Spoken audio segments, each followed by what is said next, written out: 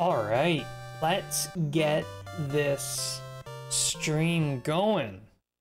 Hello, Ace. How are you doing? Welcome to the stream after, I think was basically 2 weeks. How do you know this is what I wanted today? Oh, well, let's be honest, this is what you want every day. No. Yeah, I realized, I felt bad. I'm like, man, I haven't streamed in so long, like 2 weeks.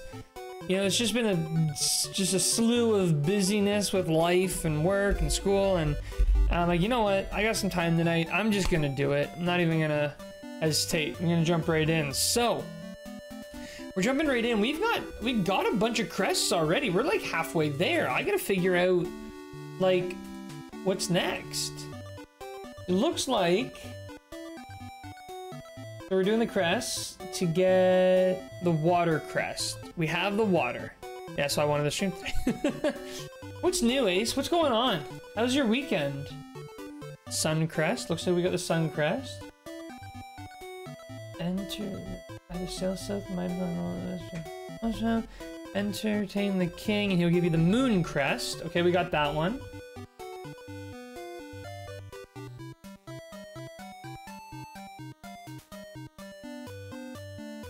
So let's do the star crest next.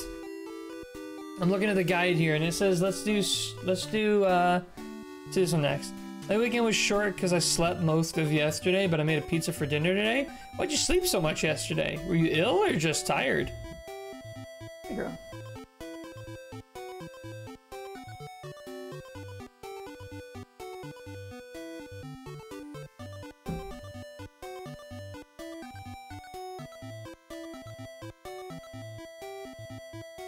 Alright, I wanted the window open, so I did that. Alright, so to get there, enter power on an island southwest of Hamlin.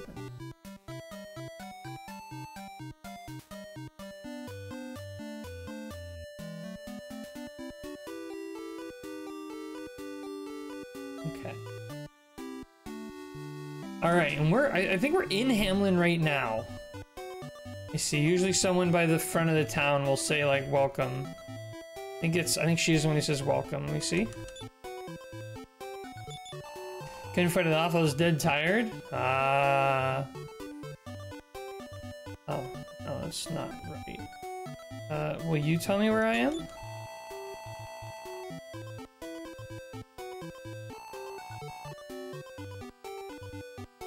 Wait, what? Am I in Hamlin? This is Hamlin. Here in Hamlin, not all is as it seems. Talk to everyone, for appearances may not reflect the true person. Okay, we are in Hamlin, and to get to our next destination, we need to hop in the boat and head southwest. But I feel that sometimes, Ace, I just want to, like, pass out and be done. Actually, wait, I can go item and do that now, right? And that'll just... yeah, that'll bash him for a bunch of damage. It's gonna take me a second to, like, wake up and get, like, back into this game. 2 weeks away from an old JRPG is always tough. Always tough, because you just completely lose where you were. 16, 14, 10. Okay. Bright side, I made an awesome pizza. Pepperoni, mushrooms, and onions. Ooh. So that's like our Pizzaville special, but homemade.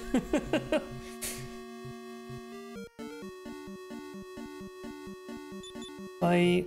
So what spell is fireball? Fight. And Staff of Thunder.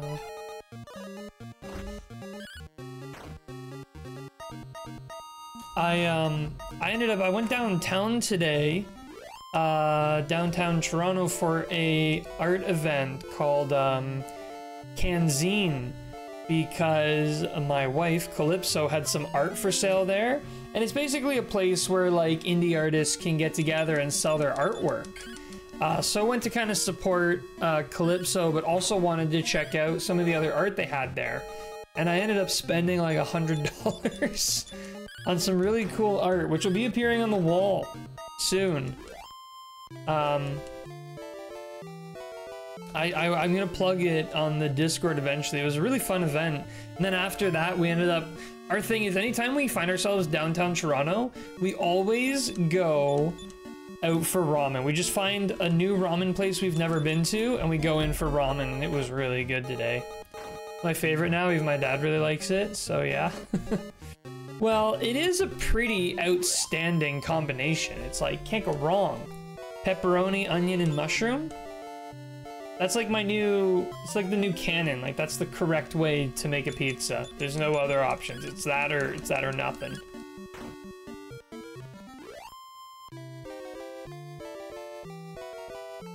Okay, so we gotta be going over and down.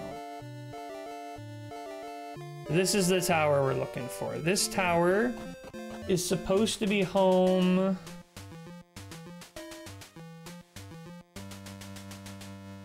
to the Star Crest.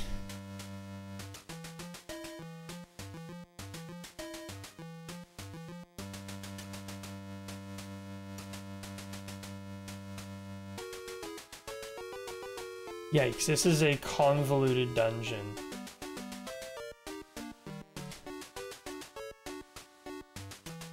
This is just great.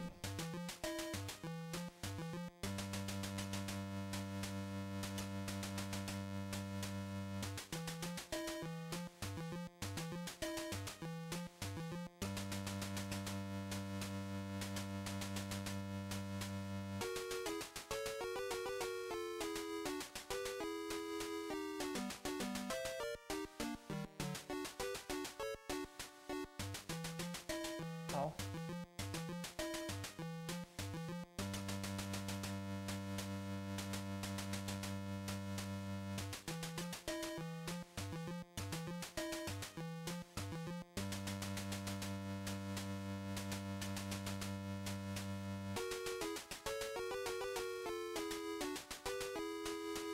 I might just have to just sort of get in here and just start doing it. I don't have a clue where to go in this dungeon.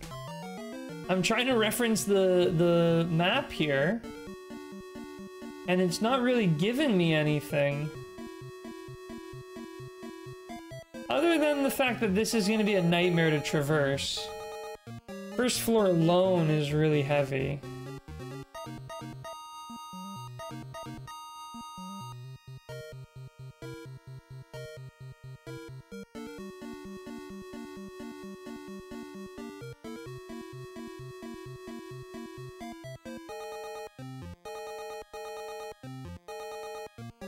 Ah, okay, got it. Got it. Okay, now, I'm expecting these encounters to be very hard.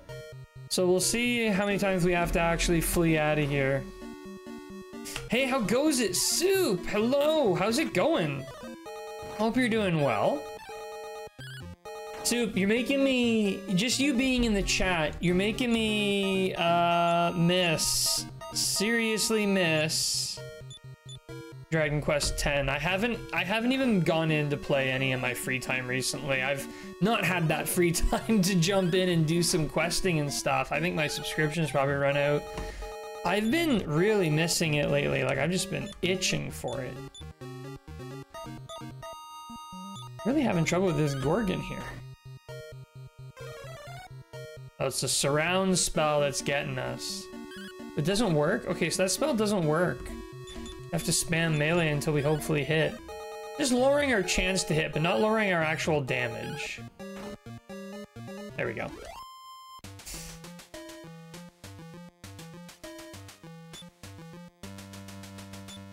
Gonna use Vari to drop a heal more. Oh, wrong person.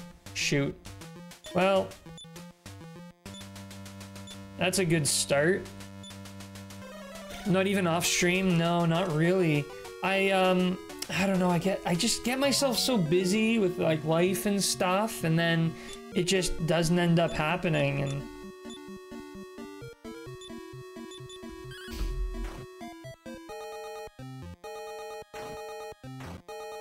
because a lot of like my usual day, the way it'll go is like get up, start work around 9, work through until 5.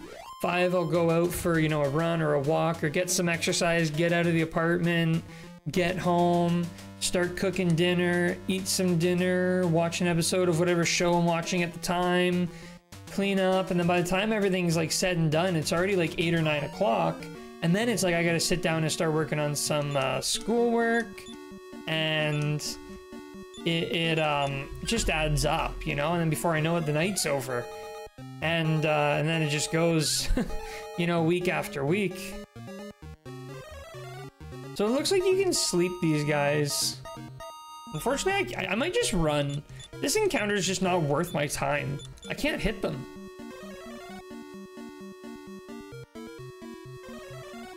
Because they do that and then I can't hit. 1 health. Yeah, I'm not doing it. I'm running away. I'll sit here for like 20 minutes hitting those guys, and I will win, but it's just gonna take forever. I did do a little bit, like when I first... Oh, these guys, this is the worst encounter.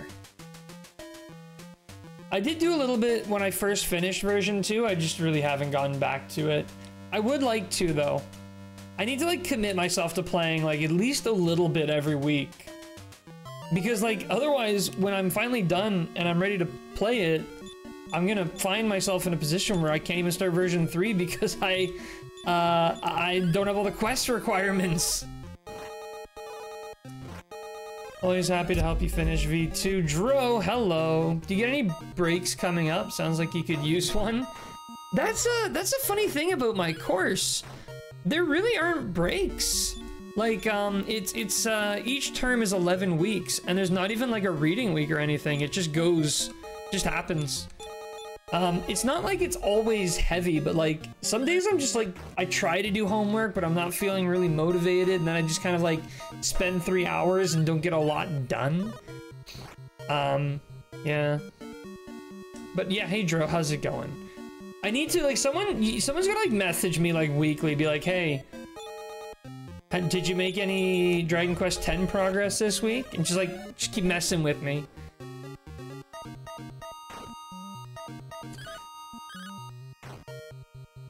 Finally. I hate that every encounter in this dungeon is gonna be those Gorgons. I can't do anything to them. Embarrassing. Alright, Bari. Kill yourself, please. Wouldn't that get annoying? I need the annoying. I need people to hound me. Like, I don't get annoyed by that. I get inspired. Absolutely. I'll message once a day. Are you in V6 yet? Perfect. It's exactly what I need. Alright. Like, are these guys just straight immune to magic? I think they are, like, immune to magical damage. It's very frustrating. Because it just slows down fights.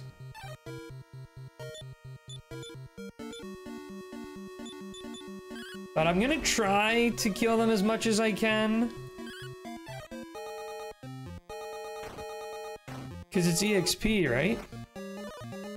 And you know, another thing, like the reason why I would really love to be caught up in Dragon Quest X is I want to get excited for new content. I want to get excited for version 7. But I kind of can't, because I still have 4 other versions before I get there. So, I gotta get my act together.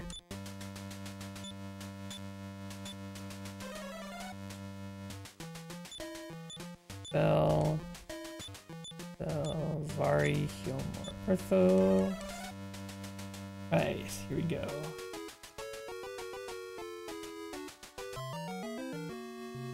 Not to mention the mountain of side quests. I know, like for a while there, I was like forcing myself to go through and like complete a bunch of side quests. Like I was like, gotta do at least like 1 or 2 a day. And it just seems endless because every time, it seems like literally every time you beat a quest, a new one gets unlocked. And it's like, come on now. How am I ever gonna get through this if every time I turn around, like, every time I beat one quest, a new one appears? At least, like, with the story ones, hopefully I'll be able to burn through them a little bit. I need to find out, I need to actually figure out like which quests are actually required for to start version 3. At least then it'll feel like a bit more progress if I'm doing those specific quest lines. Ah, here we go again.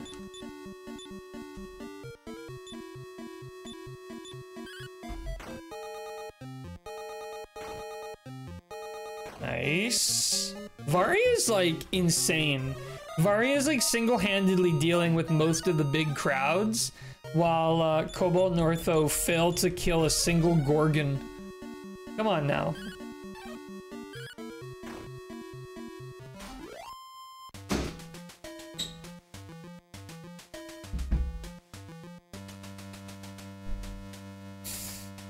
I'm only at the beginning of V3 myself, and I've been playing since June 2021. Well, I say playing, but the first year and a half was pure translating, but I want to make a new character and start from the beginning. I kind of want to have 2 characters. I want to have one character that I use for, like, as my main character, that I focus primarily, like, playing new content. So when version, like, 7 comes out, I use that character and I play it right away and I go hard, have fun. But then I want to have a second character that I can play a little bit like delayed. And that way I can use that character to play through content after it gets translated. Has something been sucking up my MP? I have not used that much MP, have I? I guess I've been casting a lot of healing spells. Holy G. So I need to...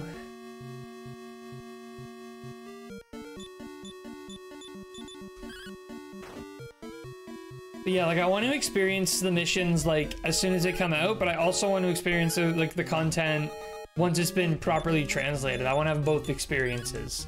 Well done, Varia. I don't even know why I'm going for this chest. It's got nothing in it. It's got like a few gold.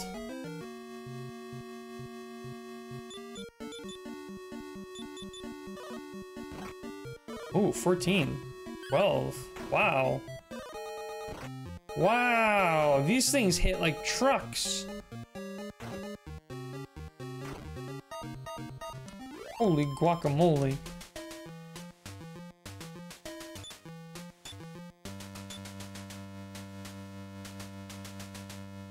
Maybe you do a heal more for a change. Actually, just a normal heal would be good for Varia, not a heal more every time.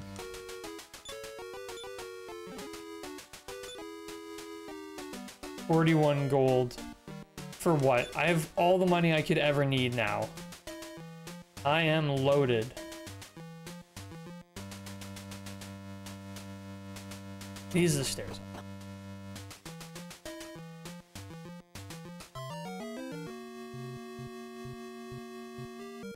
These dungeons are like actually so intense. I genuinely like can't believe I tried to do these quests or these dungeons like blind. They're very challenging. Like the dungeon itself is the puzzle. And like that is like kind of cool, but also insane. Like I look at the map for this and there's like one true path and every other path is just littered with dead ends and everything you wouldn't want.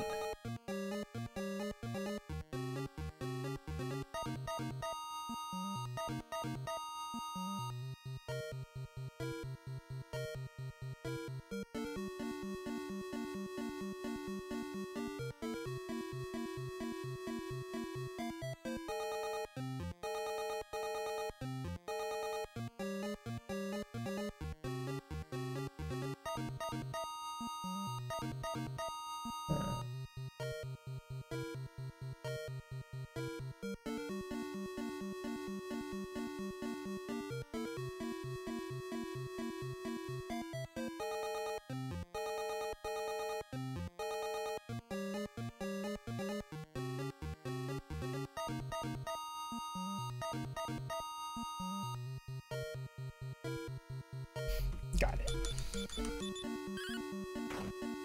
There are always new things that come up that I start working on. Since we can translate mail now, I've been going through those. A lot of stories so far to fix up too. Got to do a rework of key items. I'm redoing all of our files with DCL.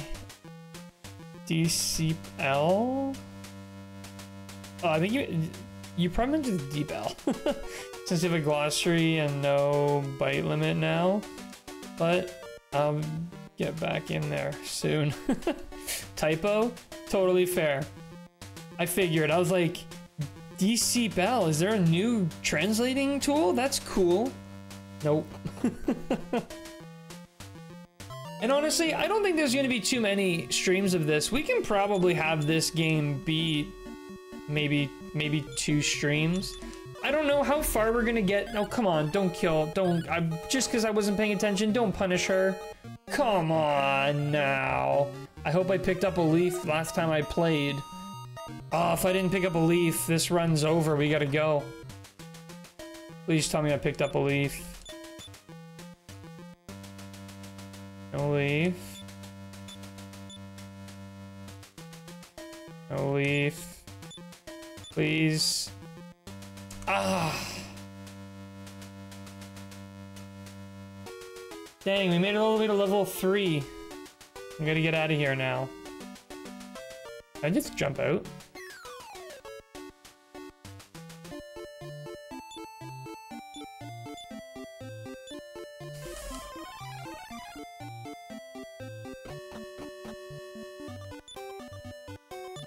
How much money do we have right now? Oh. Why do we have so much money? Oh, I remember why. We were going to buy Ortho... I remember. We were gonna go buy Ortho the Falcon Blade. But I kept getting lost on the way there. Everything you do, hopefully one day you'll be able to join the game. Or enjoy the game. Yeah, Soup, we gotta get you playing. It sounds like you need to take a break. You and I both need some breaks dedicated just to playing Dragon Quest X.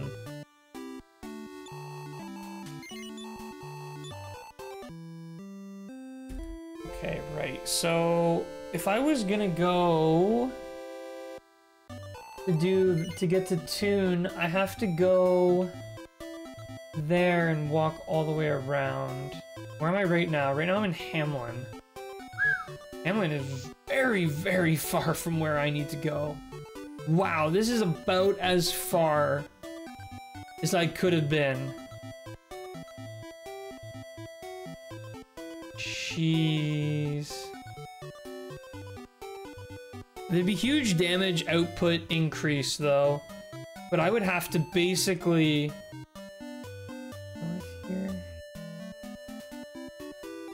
Oh, it's so far. I gotta basically loop the entire continent. Because we're like right in the middle of it. I have to go all the way up and around. Maybe I could pause at Liamport or something.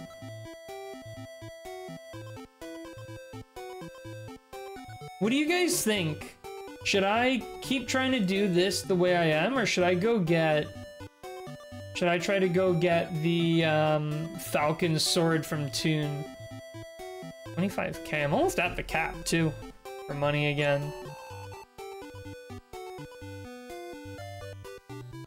Which I need an in. Falcon Sword? Alright. Let's do it.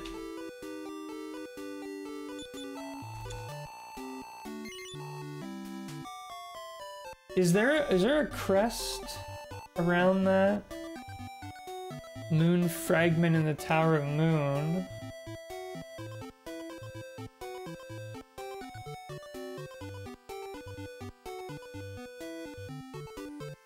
You need that to get the Eye of Malroth, which takes you to the Path of Roan. Okay. Okay, that's no worries. No problem. No problem at all. We'll get it. Oh, I should have made a save. Ah, whatever. Famous last words, but whatever. Okay, so we're here. So we're just gonna keep heading over.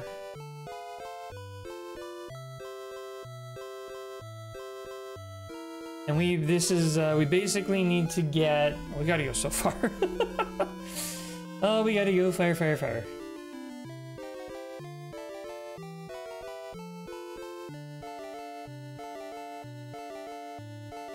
It's probably not as far as I think. Wait, what I can do actually is I can go to Vari and I can use Repel. I'll get there faster. Now, I believe Repel doesn't work in dungeons, but it works just fine in the overworld. Landport.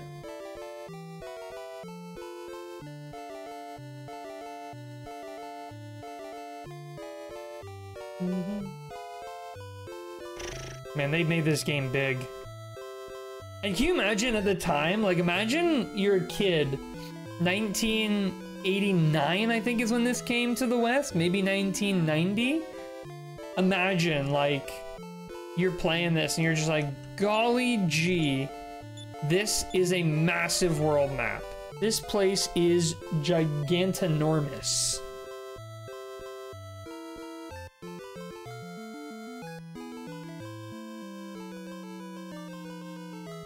Just like given the scale and everything, like this really does feel bigger than some later Dragon Quest games.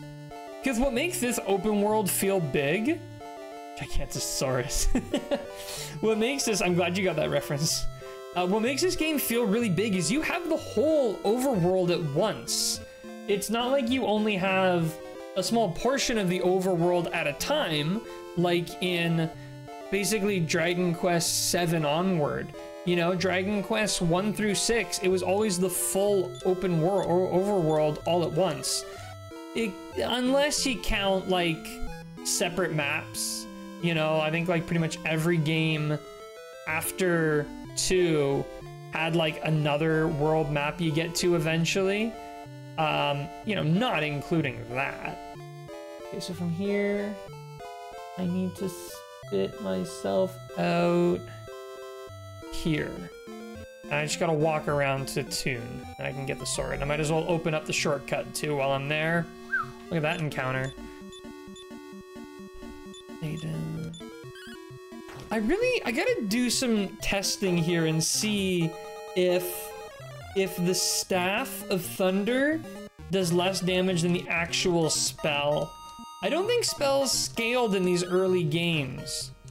But wow, that jig stole 19 MP. That's insane. Like, let me cast Infernos as a spell and see what damage it does. Yeah, get him out of here. Defense shouldn't matter against magic, so...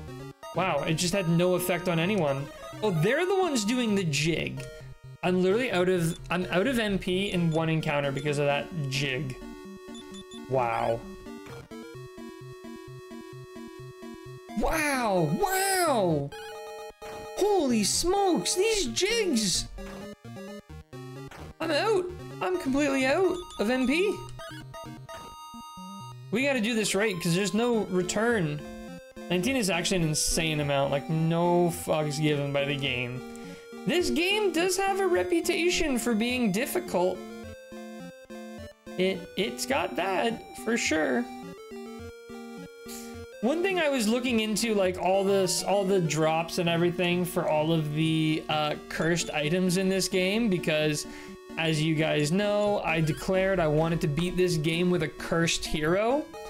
And I realized that all the cursed items are in the end game. Like, you don't get the cursed items till the very end. So that sucks. But oh, we're gonna die. This is great. This is going excellently. This is just magic.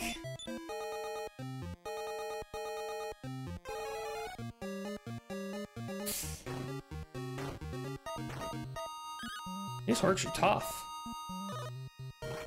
Oh.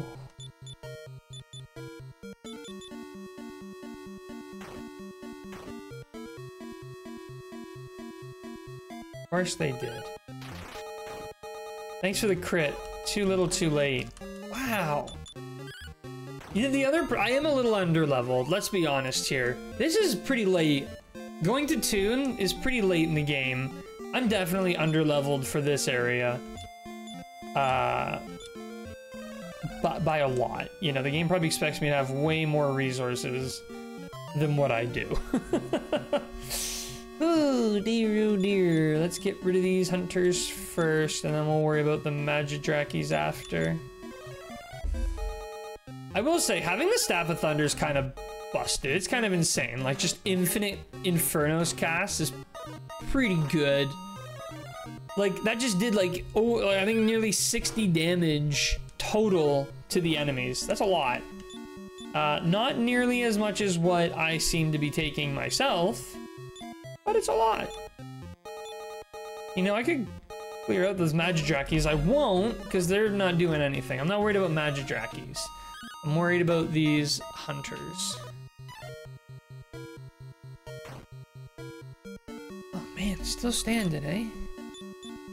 Well, we'll have her move on and get rid of the Magidrakis now, because I think between Cobalt and Ortho, yeah, they already got them.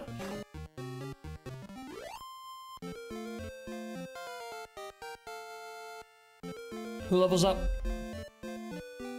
Ortho! Ortho leveling up, okay. So close, come on. Repel's lost its effect. Repel wasn't doing anything here. We made it! Alright, so, a couple things need to happen. We need to go and buy a Falcon Sword. Do I buy it from here? We do! Okay, Falcon Sword. For Ortho. No, I think that's it for now. That might not be it, but let me go here to Ortho. So I want you Falcon Sword. We got it. Oh, he's got leather shield and stuff. Okay, right. I think I wrote down all the equipment I wanted everyone to have. Let me see if I can find that here. Okay, here we go. So Cannock. Magic Armor, Shield of Strength, and Falcon Sword. Right. Let me just quickly go through here. So I have Full Plate Armor, Dragon's Bane, Sword of Erdrick, and Shield of Erdrick. Yeah, I just need the armor of Erdrick, I think. Moonbrook is done. And I need to buy a Shield of Strength for Cannock. Now, really quickly, looking at my items here, I'm gonna make sure, because I'm getting a little heavy. Sell the Iron Spear. Vari's got a lot of space. Wait, why is she not equipped with her Dragon's Bane? Vari! Jeez Louise. Arthur, are you the same problem? No, you got yours equipped. Alright, talk. Yeah, and what will I like to buy? A Shield of Strength, please. And that'll be for Ortho. No, okay. Whip, Ortho, Falcon Sword, Magic Armor, Shield of Strength. Ortho's looking good. Now, where is the place I need to go? I think it's in this building. We are completely blocked from entering. No, we're not. I believe this is a golden key door. Yes, I am Don Mahone. Once I was a famous weaver, but my loom was stolen without helping me. Good, good. All I can tell thee is that the loom was taken by someone who smelled like fish. Oh, that's helpful. Right, no, the place we need is up here. Dog. Ruff, ruff. Jenna sent thee, tell her I would not name our dog Ruffles for all the dragon's gold in Alfgard. Alright. Oh! Well, isn't that something? Wow. Didn't think I'd get nailed with an encounter the second I accidentally stepped foot outside of the town. I meant to hit an inn, too.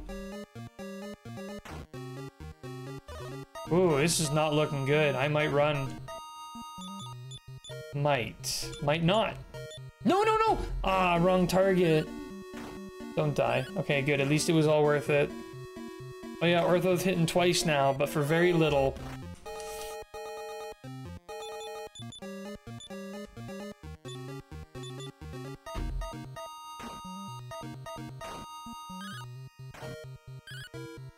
Look at that, 20 damage, Artho. Let's go. That's only gonna get better. I'm back in the town here. Where's the inn? Let me in. Around here somewhere. Many years have passed since the Tower of the Moon could be reached by ship. Life to the south. Thou hast heard of Rouge Fastfinger, I see. Well, he stole the key to our water gate. The scoundrel would dearly love to have it back. Well, I've got it. I was about to say, I don't think there's an inn in this town, but it's right here. Chaos happening behind me.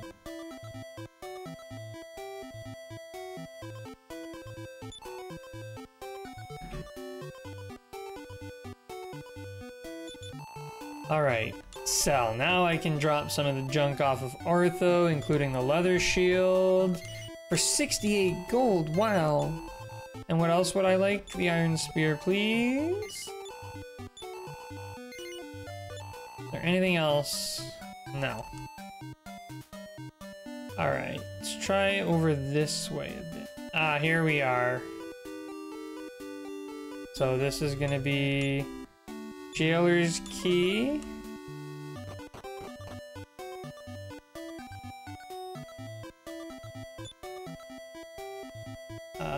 Followed by Watergate Key.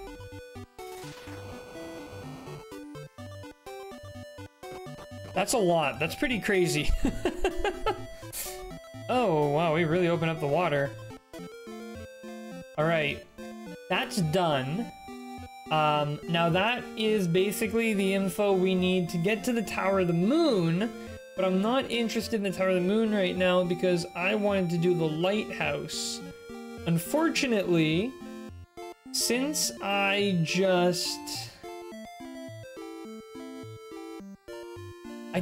think because I didn't make a save, actually, I can still, let's try, let's cast return. Let's see if it takes us here or back to Hamlin. It took us back to Hamlin, good, okay, it is the last place you made a save, not the last place you rested at an inn. I'm gonna rest at this inn anyways. Yes, I'd like to stay. Now I'm gonna make a new save because we did get a lot of stuff done.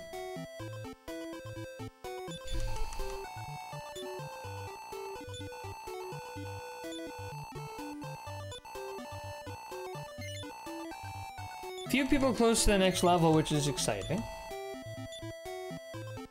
Okay, now we're off.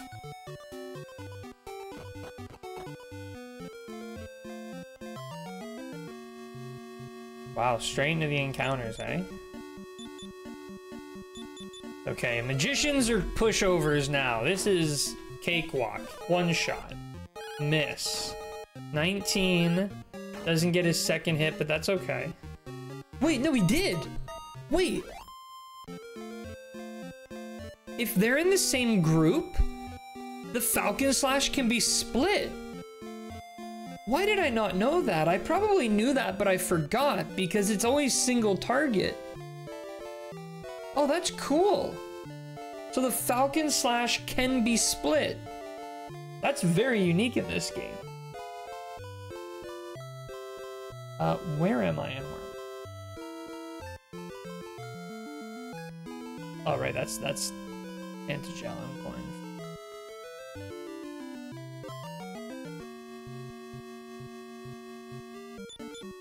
Three Medusa balls, eh? 8, 18, and 27, 16, split. Nice. Man of War, very little. Spam melee. Uh-oh. Oh, never mind, we're all awake. I think the last time I played through this game, I did Falcon Sword on both the hero and Cannock. It was very effective. It also helped that I was very over leveled in that playthrough. Very over leveled. Single man of war. This guy's got a death warrant or something. Death wish, I should say. Nice.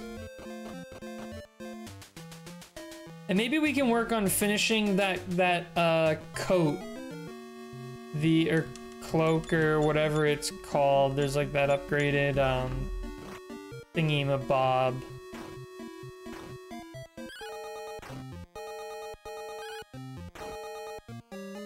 Oh, the Falcon Blade's so good. All-time favorite weapon. It always breaks my heart in later games that the Falcon Blade is, it basically becomes redundant because there's so many better weapons. But in a lot of these early games, there's nothing better than the Falcon Blade. Falcon Blade is it. I love how this dungeon basically says, walk around the entire perimeter.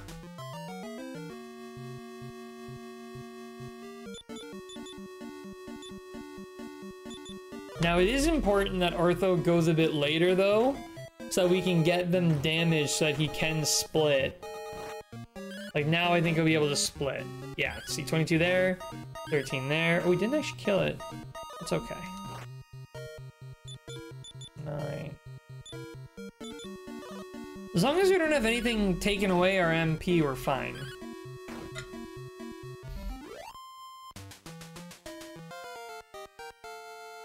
Vari. Vari, level 11. Okay, it's not the best upgrade I've ever seen, but it's far from the worst.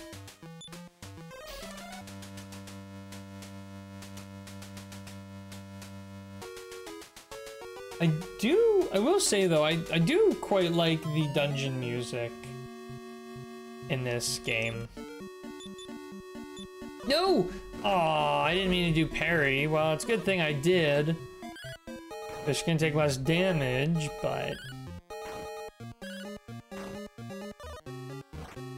Oh, wait, did Ortho split his attacks even though he didn't really need to? I think he did.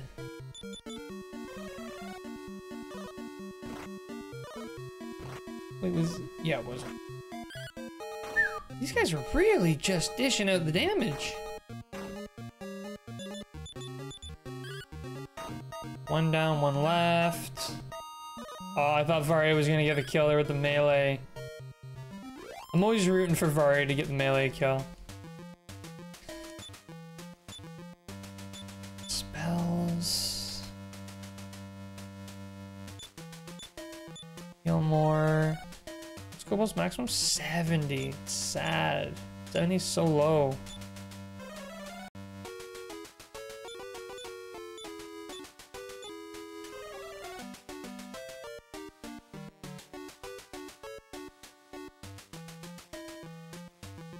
All right.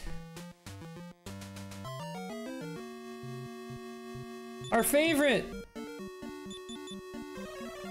Oh yeah, I don't think Staff of Thunder works. What am I doing? Great, Ortho's gone from missing once to missing twice now. Very exciting.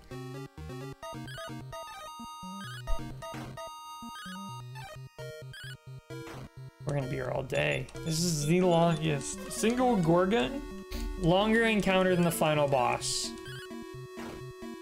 I don't think I have any like any attack buffers. That's gotta be for Cobalt then. All right, Cobalt, let's see a decent HP increase. Like, Ortho's catching up to you. Power by 3, reaction speed by 2, HP by 5. Okay. It's not terrible, but I would by no means call it good. All right, we're finally back to where we were a while ago. This is a scary one. This is a scary encounter. Because these guys, I think these guys can cast some multi-target spells and they hit like fire trucks. One's gone. Yeah, here it is. Flames. You get a few flames stacked up. Not good. The good news is they're already dead. I feel like this game really does make it about equipment over stats, you know? I feel like having the Staff of Thunder and having, you know, the Falcon Blade, it is trivializing some of these otherwise very difficult encounters. Just gotta keep an eye on Ortho's health. I want to make sure I can return when the time comes.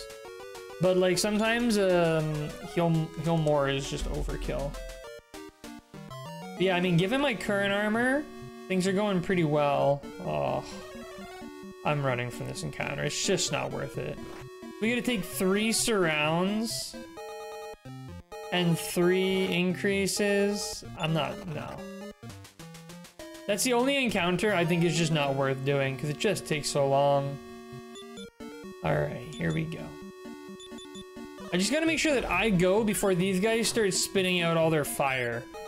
Because every enemy we defeat is one less likely to blow flames. Because oh, that's 2. Oh, should be able to take out 2 of them here though. Maybe 2 left. Oh, that's really, really scary.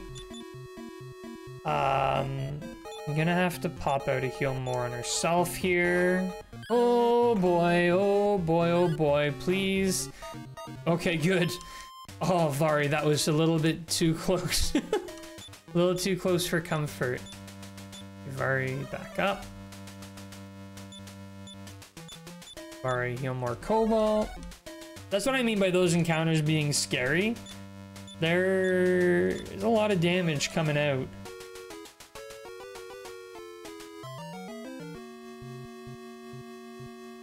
He has a ton of EXP though. I think Cobalt can one-shot the tigers. Unfortunately, can't one-shot the mummies with the... Ooh. Still some heavy damage though. Oh, whoa, Artho! Taking the brunt of it.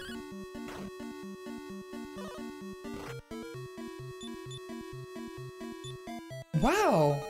I really don't like Artho. This is when it starts. This is when the game starts really ganging up on Artho. Or on Cannock. It's like, let the poor guy breathe. Let's go back to Artho for this one. Unfortunately, with the restrictions on inventory in this game, you can't bring items in the late game because your inventory is so full of equipment and critical items that you just can't do anything.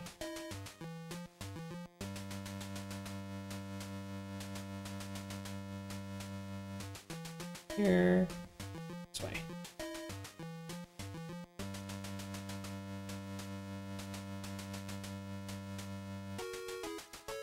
At least for like tower dungeons, they always make it so you can just leave at any time by literally jumping off the tower, which is kind of funny. Okay. If I can put them to sleep, this becomes a more trivialized fight, but I gotta get my sleep off before they can do that.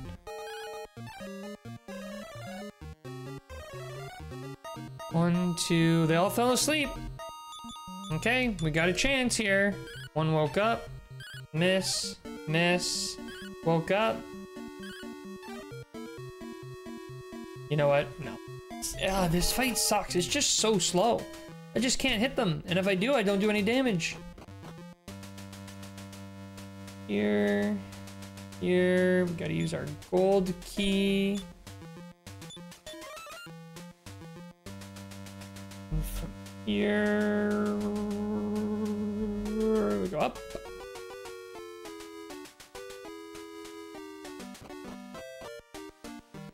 I mean, aside from the Gorgon encounters, this is not a terrible place to grind. Like, a lot of these encounters are pretty cool.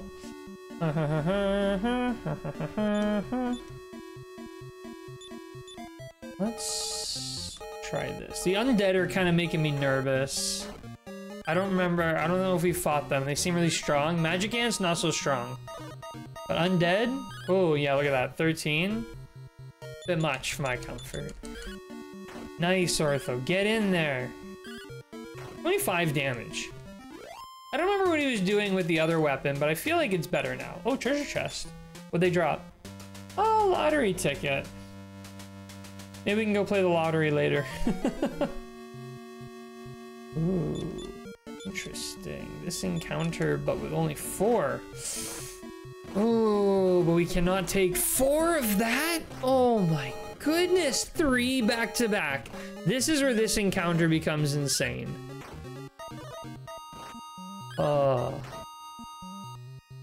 I mean, we basically need to clean this encounter up right now. Oh boy.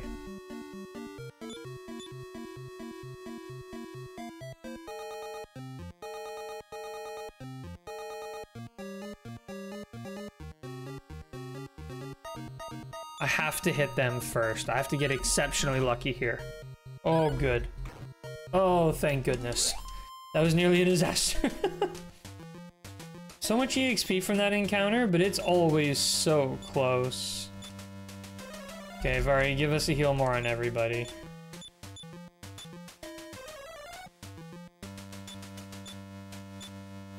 No, no, no, no, no! Oh, I don't want to cast Repel. What a waste of MP.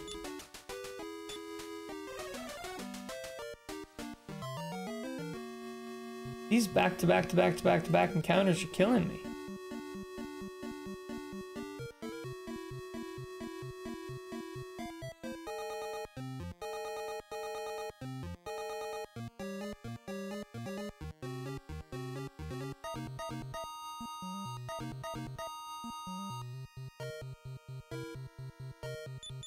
So this one, in theory, we should have no problem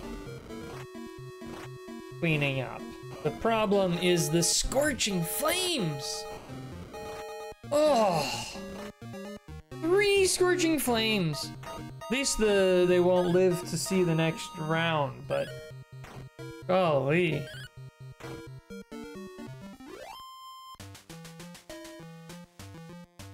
Basically, like, you have to go through and do a full round of healing every time.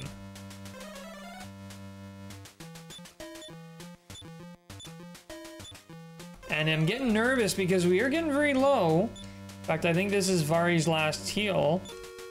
And we still have to beat the boss of this tower. We're getting pretty close to it, but that was suspicious. Oh. Hey, old man. Thou need not speak, for I know thy mind well. Come, follow me. I will guide thee to the place where thou shalt find the thingy thing. Well, we can't follow you if we're busy fighting undead now, can we?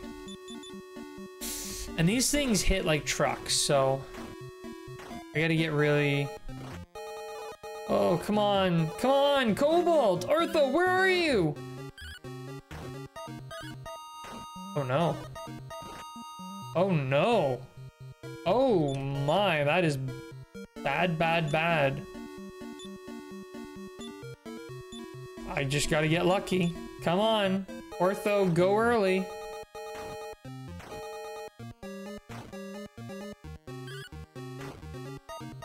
Oh, we've been getting really lucky. I don't think this luck is gonna hold out.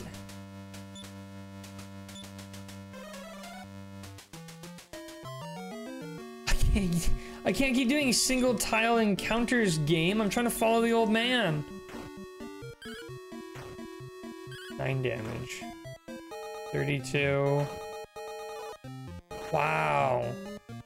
9 plus 32 is... Wow, that was a lot. This guy took a lot. This gold orc. Whoa, I was gonna say, there's no way he's still standing. You know what? I don't want to take any chances because I do know the boss fight's coming up here. I want to make sure everyone's at full health. I think it's just a few gremlins, but not doing this one. Ah. It's just... Yeah, like, get out of here with that. Wow, we go very unlucky here. Oh, come on now. Come on now. We have a long way to go, too. The boss fight is not nearby. There's no escape. I came all this way and I might actually die. Or at least get close to death. Come on, team, run! Okay, how much does it cost to cast return? Okay, I need to make sure I have at least 6 MP.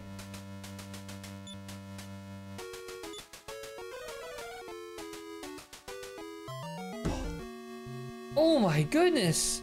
This tower is really giving us the business. Please. Good. Good.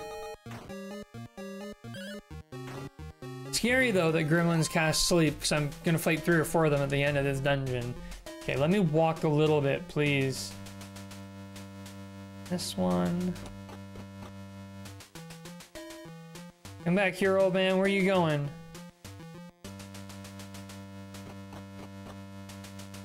Come on now, old man.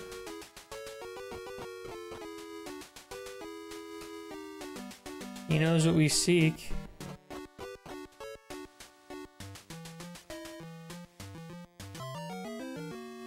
How come he's not getting into any fights? Oh!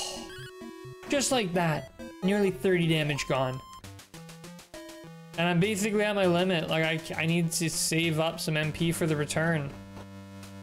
So basically what we got is what we got here. Okay, this is it. This is the boss. Sometimes it's like the game puts you in constant shit. We might have to get out of here mode. Yeah. This isn't even the boss. Oh, I thought we were about to fight the boss. Game said no. Okay, wait. Cobalt here. You here. You here. 21. 60. Cobalt. Okay. They're 14. They're 15. Oh, we gotta clean this up quick, team. Come on. Quick, quick, quick, quick. 6. Not for the kill. 49 for the kill. Okay. Yeah, no, the game has always got me like that. Search. Empty? Into my trap thou hast stepped. Uh-oh. Uh-oh. Uh-oh. Okay, it looks like 3 of them only. Oh no, the 4, because the one guy was the gremlin. Right, okay. Attack. Attack. And Staff of Thunder. These guys do Scorching Flame? No, we're not making it. We're so dead. Oh, we're so dead. Okay, okay, wait. No, that's good. That's good. That's bad. That's bad. No, okay. Oh, that's bad. It's bad. We're good. Right, because we have the thing that gives us resistance to sleep. You know what? This might be over in 2 rounds. If we're really lucky. Here we go. Look at that. Dead. Dead. Oh. Pff. Easy fight. What were we even worried about? And that's the Star's Crest. 4 crests down. Okay, but that was a really hard dungeon. And that was with following a map. But we have the Star Crest. So the guide recommends that next we get the water flying cloth. Now, speak in the woman to learn where the Dews Yarn. We have Dews Yarn. We got that. Sail to Zahan in the southeast corner of the world. Once the Prince of Canok has attained level 17. Cast Step Guard. Walk across the barrier to find the magic loom in a chest in the room on the left. So we have to go to Zon. Sail up the river east of the monolith north of the town of Baron in the southwest part of the world. When the river ends, get out to the west and keep walking north and east. Eventually we'll reach the town of Toon. Give those 2 items to Don Mahone. Return after saving and resetting the game to receive Water Flying Cloth. And after giving him... You can collect these items again from the original locations that you can give him like a second. I don't want a second though. I think I was gonna give this to... I think I was gonna give it to Cannock. Look at our armor here. Water Flying Cloth. 35. Yeah, it's the best armor I can give to Cannock. And the princess, I was given the mink coat. And then for the hero, Gremlin's armor. All right, we made it. How much does the outside spell cost? Outside is 6, and return is 6, and I've got 14, so we can do it. Outside. I kind of like taking this game on a little under-leveled. It's actually pretty fun. It's a challenge.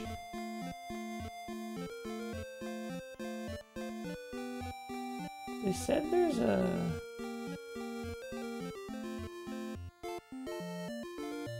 Oh, way over there. And again, Hamlin's like the dead center of the map. So it's very, very annoying to get anywhere from here, but I had Repel on the whole time. Cool. I feel like now that we have the 4th crest, though, we gotta make another save. Absolutely.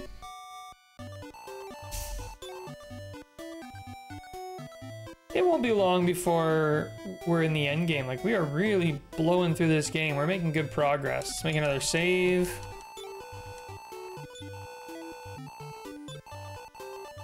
What's going to be the fastest way?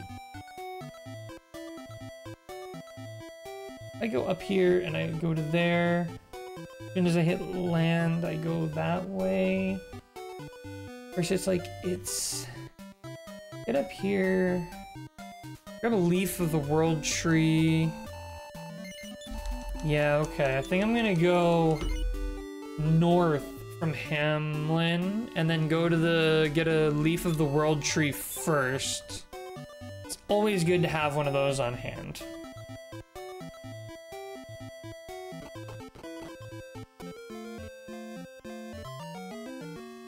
We got a lot of these single tile encounters. No! Oh. I pressed up on the D-pad thinking it would wrap around, but I forgot this game was made in the 80s.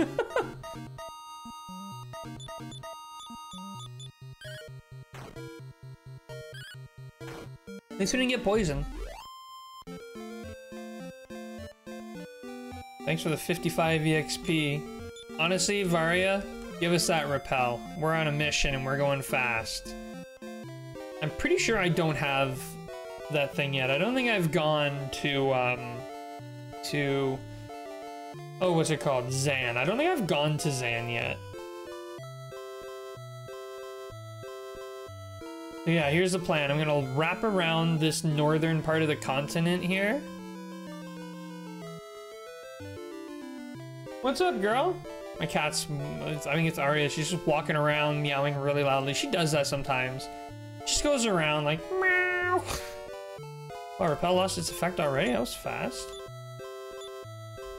How many tiles does Repel get you in this game? Does anybody know? Or if the spell tells us. Repel. It just says keeps weaker enemies away. I remember in the first Dragon Quest game, most things were tied to a tile count. So if you cast Repel or Light or any of those spells that give you a temporary effect, it would give you that temporary effect for X number of tiles.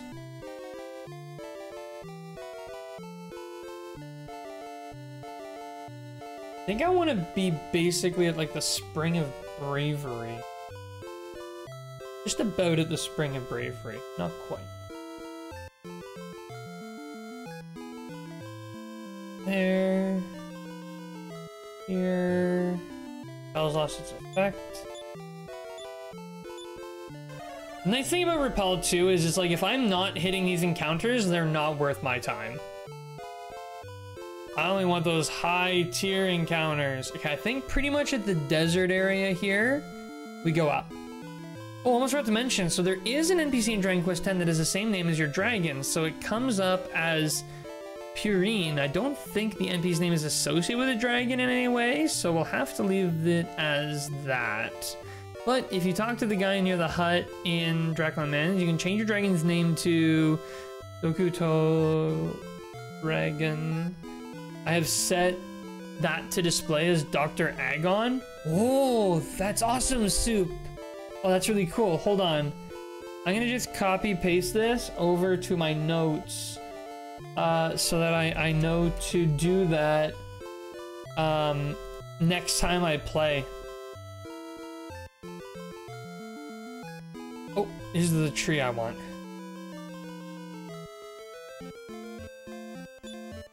Search.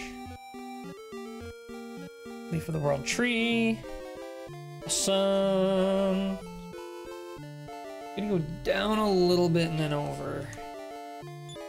It's so funny though that there's another NPC in the world that has that exact same name. That's kind of funny. And it's crazy that it has that exact same name and it has no reference to the Dragon Quest V character or dragon. That seems insane to me. Alright. Did we come here? I don't remember. We have been here, because this is the town with... Right, okay. So this is the challenge. We have to get over all this. So I'm gonna have to check health constantly. But yeah, this is the fish village, which has only women and children because all the men who went out fishing disappeared. Okay, here we go. 1, 2, 3, 4. It does 15 damage per hit. Heal more.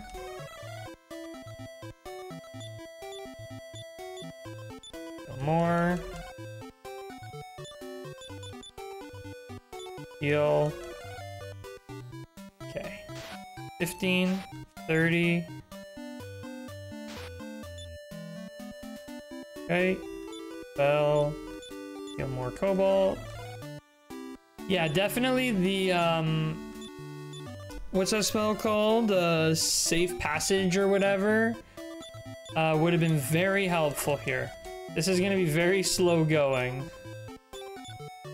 But we'll make it across. Not 100% sure it's not the same character, but if it does turn out to be the real Dr. Agon, I can change it and you can swap your dragon's name back. I was worried about that. Oh, wait, will he die? No, he won't, okay. Well, we lost Varia, but that's alright. Because...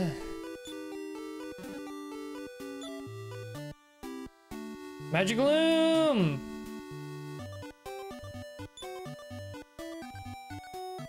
Do I take the L and die here just so that I can get back faster? Well, it's not actually faster because it would take me back to, I distraction killed Vari.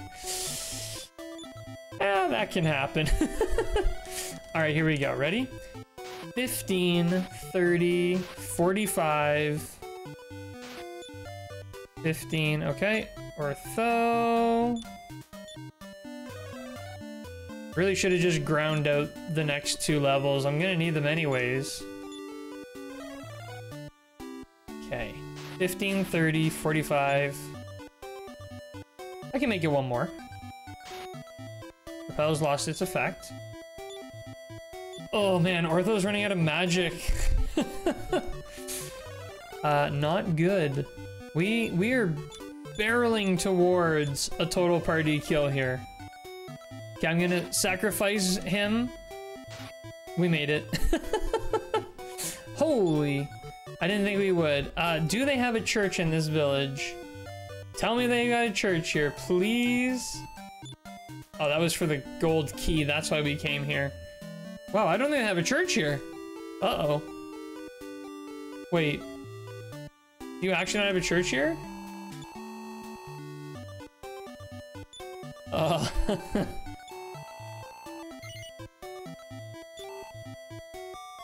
I've got it. I know exactly what to do. Not a problem.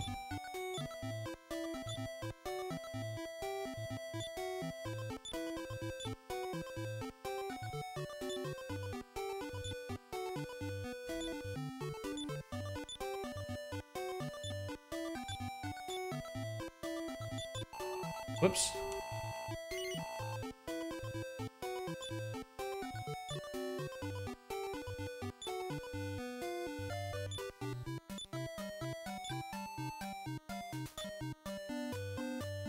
Right. Now that we have Varia back, can heal her up and cast Repel. Then we can make a very short boat trip over to the World Tree and get another leaf. Better actually cast a spell though, eh? That'd be embarrassing.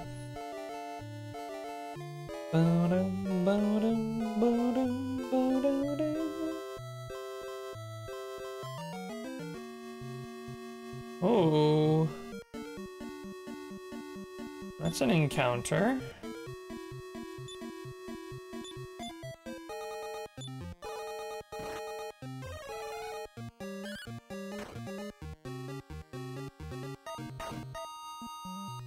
This seems like a pretty baby encounter. Why are we fighting these guys when I just cast Repel? They must just get past the weak encounter check or something.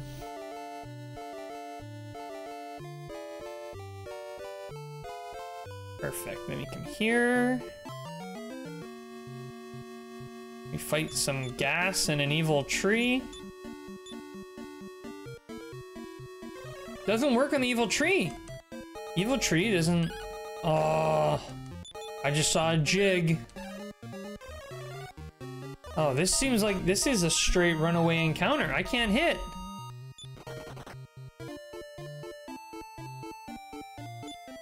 Search. Item, cobalt, leaf of the world tree, use ortho. Welcome back to life, ortho. Search. Spell. Vari. Need to get to tune. It's a long trip, but we can make it. Especially because...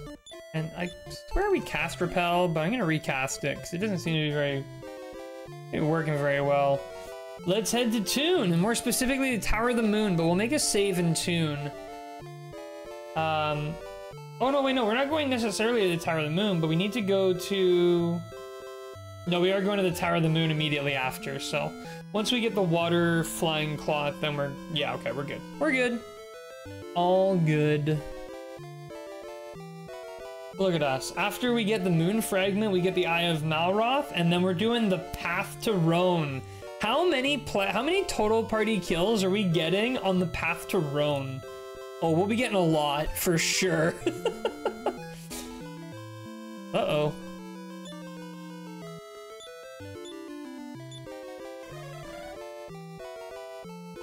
And after that, it's Hargon's Castle. Look at us. We're nearly done the game. We've been playing this game for like 8 hours, and we're nearly done.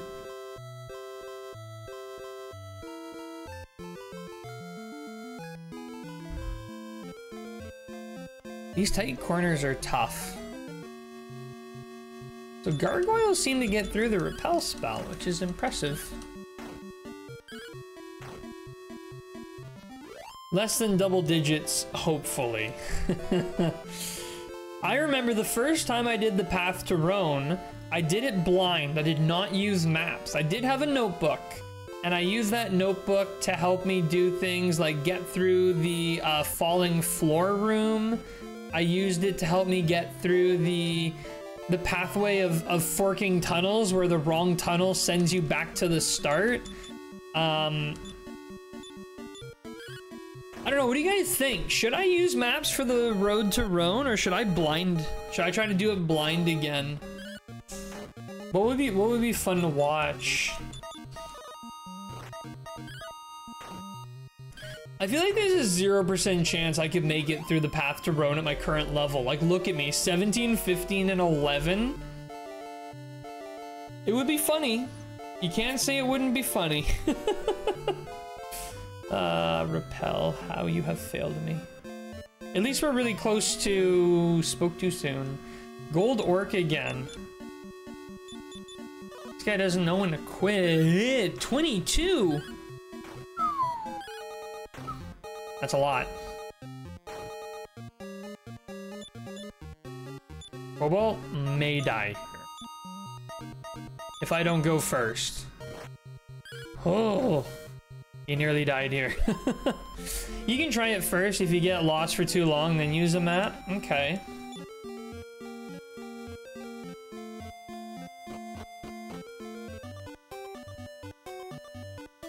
All right, we made it here. Barely, but we made it.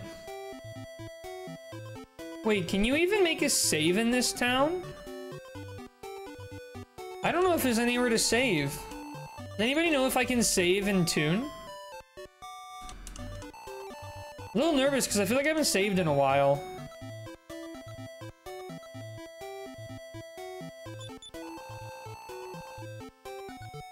I don't think I can save here. Where's the nearest place that I can save? Baron? Maybe?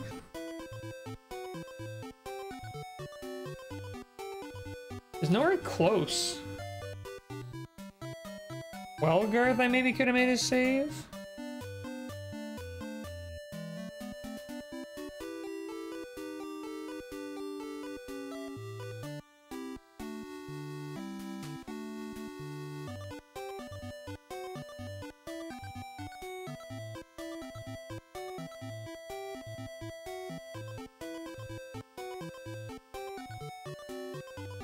House of Healing, Weapon Shop,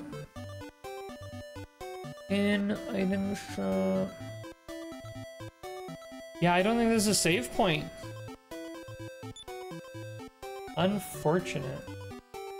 Now that being said, I think the nearest place a save makes sense is in Cannock. Because from Cannock I can just go north and west. Unless you can save in Baron. Let me check to see if you can save in Baron.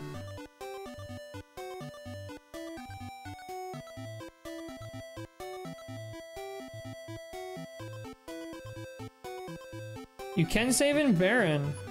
Minot Castle, Cannock Castle, Hamlin Town, Tansagel Castle, Baron Town, Osterfair Castle, and Rhone Shrine. Okay, yeah. Oh, jeez. Sure, just knocked my water over and didn't realize and scared the bejeebers out of myself. Holy crap. Heart attack, alright.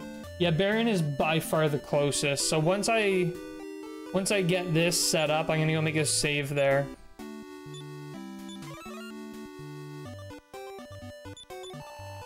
Ah, so thou hast found my loom and the Duyon too. I shall weave thee a water-flying cloth, but it will take time. Please come back in a day or so. That's so deceptive because it does not mean in a day. I could go out and... There is a night cycle in this, right? Wait, is there day-night in this game? Wow. I put this game down for 5 minutes and I forget everything about it.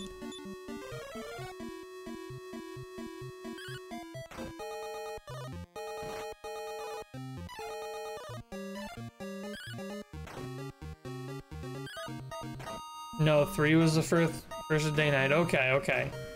That's weird. Why did I think day-night was in this one? Can Ortho one-shot those guys? That's my question. It didn't work. Not good. Oh, you can. Okay. Very well done, Ortho. I'm proud of you. These things are really pounding the heck out of us. Dip straight into our healing spells.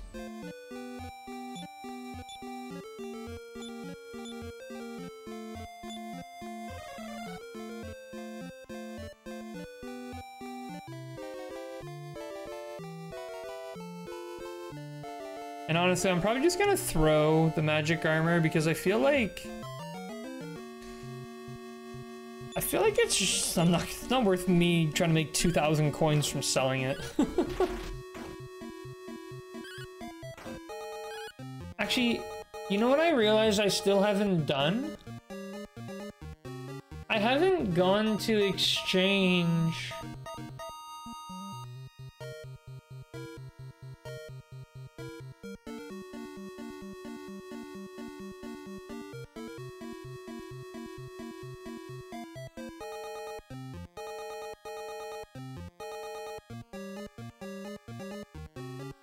Yeah, okay, you know what?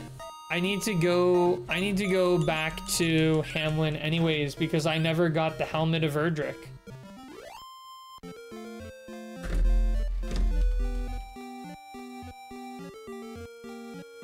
Armor of Erdrick is in the, okay, shield. I think I've already got shield and sword, right? So I've got Shield of Erdrick, Sword of Erdrick. Okay, right, so I just need the helmet, Erdrick helmet, and I need Erdrick armor. Ah, stop! Oh, this NES controls. It's the smartest way to do this. Let's have everyone, we'll just take 3 rounds and have everyone dogpile. Even if we kill them early, I'd rather dogpile and like lose a bit of time. Yeah, okay, we lost a bit there, but that's one less hit. Who jigged? I think it was Puppet Man. Eliminate Puppet Man immediately. Oh, the jigs! I gotta start eliminating Puppet Man first. Those jigs are insane. Or Varia. Always late to the party. Oh. Damage.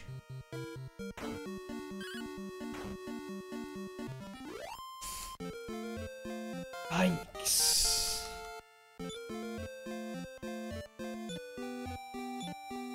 Oh, Varia just leveled up. Well done, Varia. Power by 1, speed by 2, HP by 1, MP by 2. These are awful level ups. Downright terrible. And all she got from that was antidote. Alright, here we spell Varia, heal more Cobalt. Spell Varia, heal more Artho. Spell Vari, heal more Vari.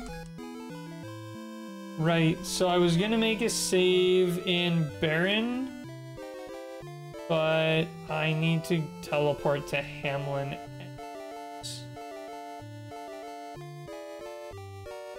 So let me do that. Spell, Ortho, return. I'll just take it. I'll do it. Is what it is. Fine.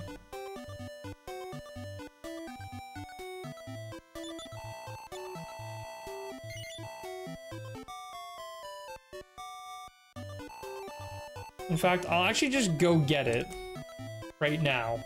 Not even gonna mess around.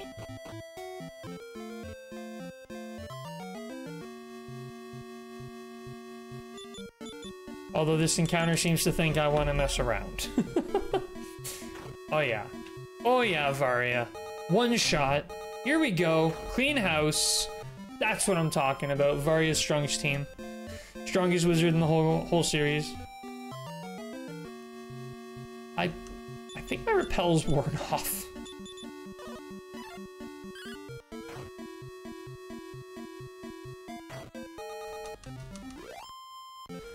Recast repel here real quick. Wonder wonder if sleeping at the inn undoes it or something.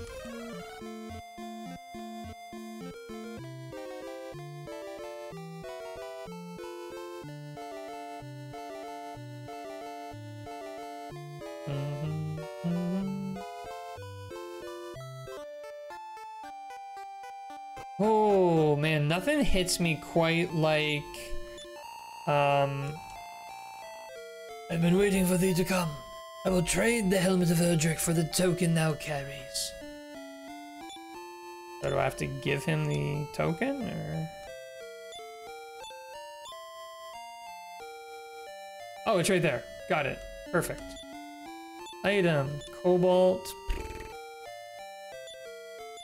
Give that to Ortho. Even though ironically Ortho is the most likely to die. Ortho. Cobalt, please. Wait, if I talk to you again, what do you say? You've no further business here. Go. Sword of Erdrick, full plate armor, shield of Erdrick, helmet of Erdrick. We're nearly fully Erdricked out. What am I doing? Return there. Alright, we'll make our save here and travel back around.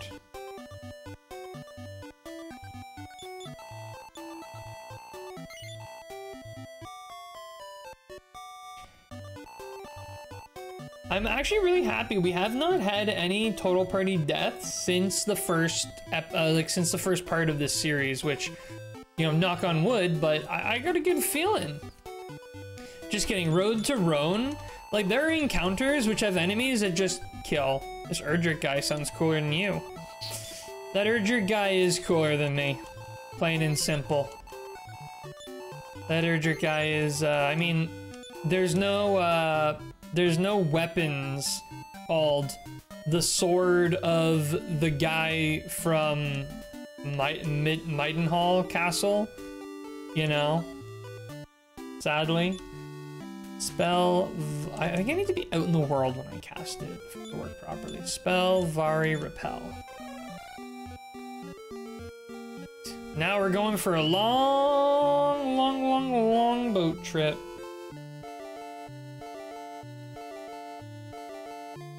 Maybe not too long, actually. Let's go this way.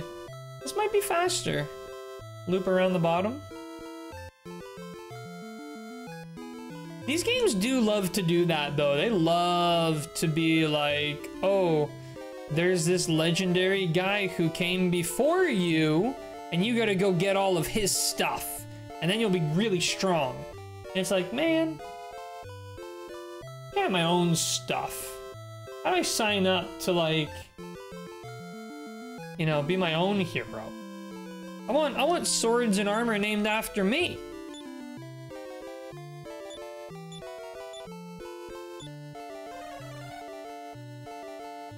Varia has antidote now. We're still relevant. Definitely still a relevant spell, but... Now, since we may die in the Tower of the Moon, I want to make sure we're teleporting back somewhere smart. So I am going to make a save in Baron Castle now. And then we'll reset and we'll go get our stuff. Oh, I nearly missed it. That was nearly embarrassing.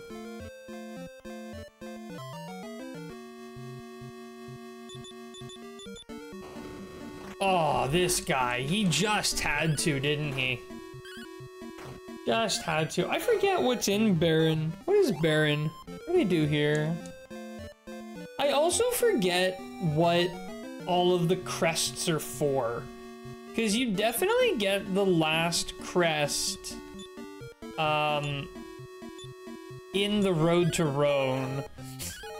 Like, where's the Cobalt Sword? Never gonna have that using some other dude's crap. Exactly! Exactly. Where is the Cobalt Sword? And wow, Varia just died. Just like that. Dead. Gone. Forgotten. We're all gonna die here to this basilisk encounter. How is this possible?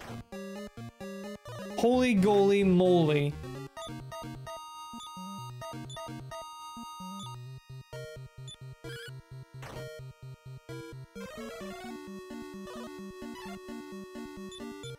Yeah, he did.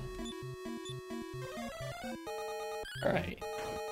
Wow, sorry, Varia. Luckily, we're right about in our destination, so you're not gonna miss out on too much EXP. Ortho! Level 16!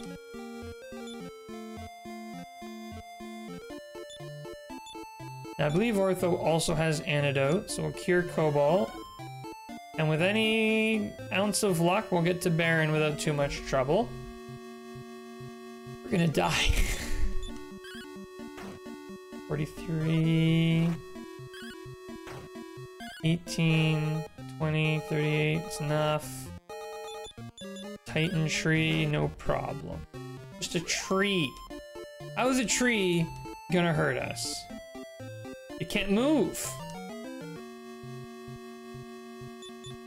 Now 2 trees. Now that's when things start getting dangerous. Ortho, you could have killed one by splitting your attack and you didn't? Unbelievable. Oh, Cobalt, you're done. Oh my goodness. You two need to coordinate your attacks. I mean, we got there in the end, but not smoothly. Oh, we made it. I literally wasn't breathing. Where's the inn and where do I save? Oh. Hey, when do I get the revival spell? Revive? Level 25! Literally in another 9 levels?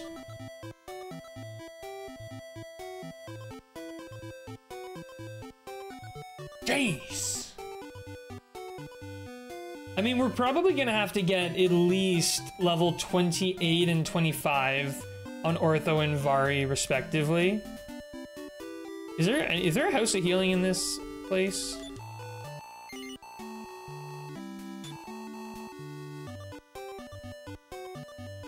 I actually don't remember. Oh, this looks like a house of healing. Revival, Vari.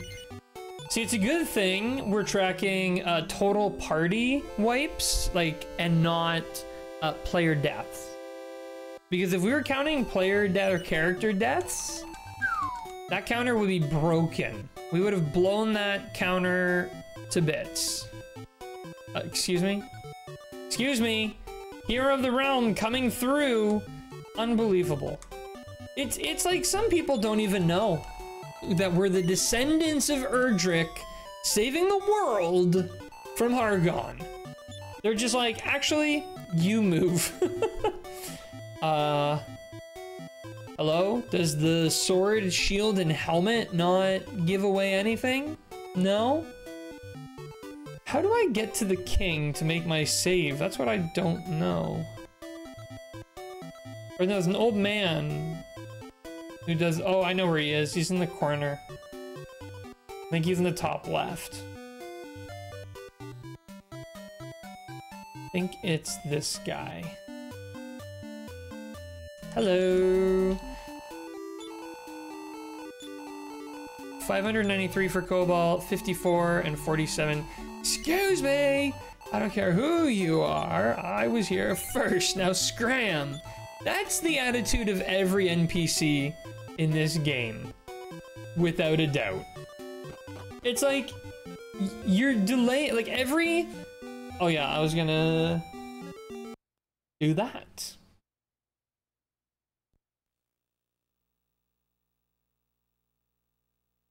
Now I can go get my cloth. One sec.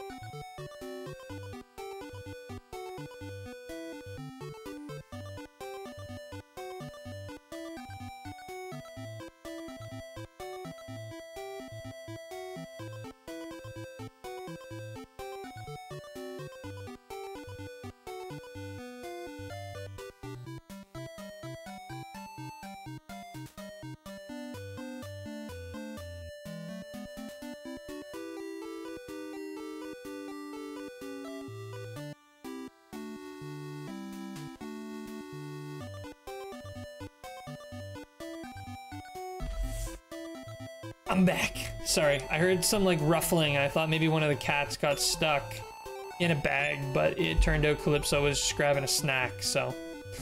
All's well that ends well. All right, now. Back to Toon.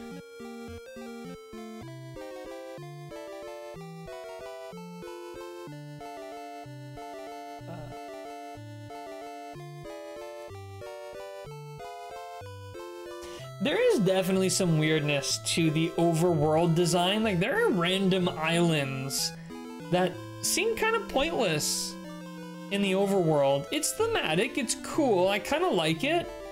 You know, from the perspective of, yeah, there would be random islands. Not everything in the world is going to be important to your story, but also, I'll never go to them. Like, they're kind of wasted space in a way. They're purely aesthetic, I guess. I gotta do a new repel. Maybe we'll just fight some stuff. Wow! That was a lot of damage. Besides, Cobalt's pretty close to his next level. Oh, every time. This is like harder than the path to Roan.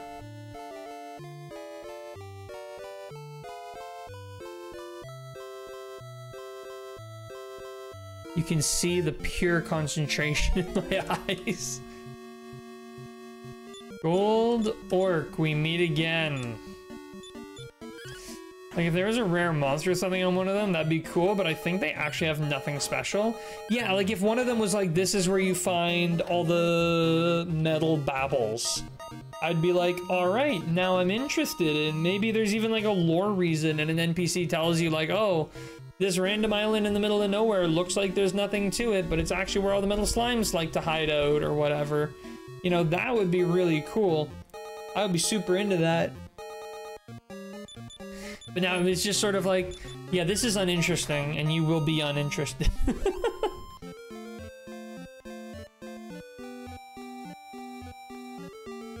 Oh, so close. Ooh.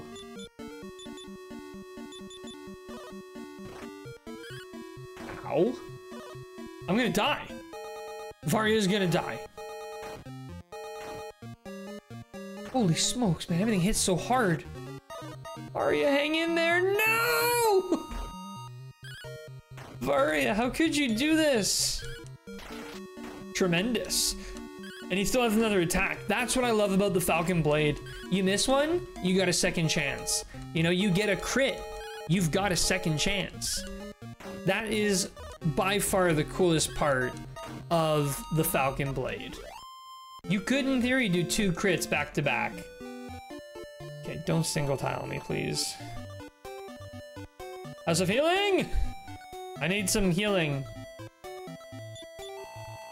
You know what's funny, too? If I was tracking deaths per party member as well as the total party wipes, that could have been interesting, because, honestly, Varia has died more than Ortho in my playthrough, which is abnormal. Maybe it's because I'm putting a lot of special care into keeping Ortho alive because I know he's got a reputation, but like, Varia is constantly dying on us. I feel like she might have the most deaths of the whole party. Whoa, whoa, whoa, whoa, whoa, slow down. I thought this was an inn. I almost bought a wizard wand. You know what, let's grab our stuff here.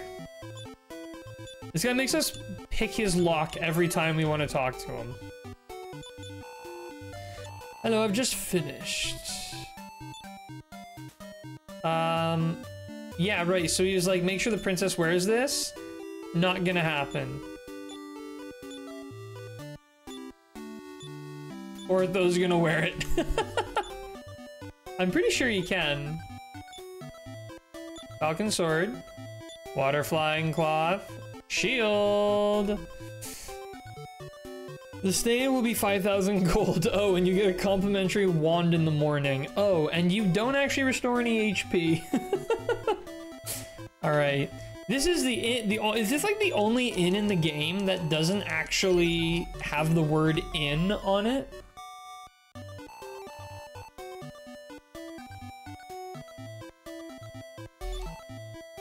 All right, we did it. We did it, we did it, we did it. Now the question is, should I make another save or should we just dive straight in to Hour of the Moon? Tower of the Moon seems like it might actually be a simpler dungeon. Maybe? Where's the moon frick?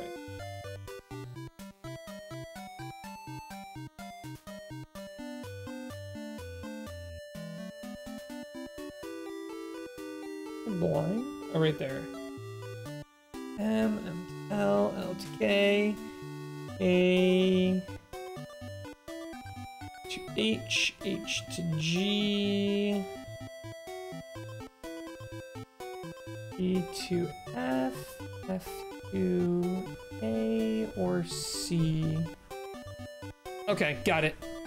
We can do it. This will be an easy dungeon for sure.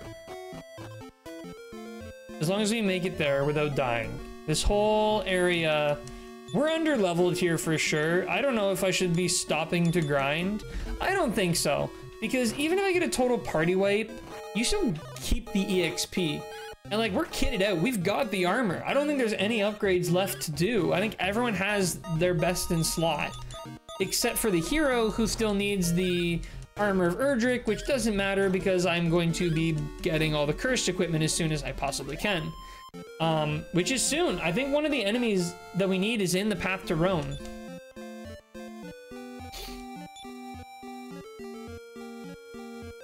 Oh, and we gotta level up. Very nice. Sorry. But what's kind of cool though is when you hit that point where you've got everything you need, the stakes are kind of lowered. It doesn't matter if I die now because I don't need the money. It doesn't necessarily mean that I will be purposefully dying, but it means that I can be a little riskier and not worry so much about the consequences. But because I have the party wipe counter on the stream, I don't want to risk it if I can help it. I want to keep things crisp and clean. All right, Tower of the Moon, we made it.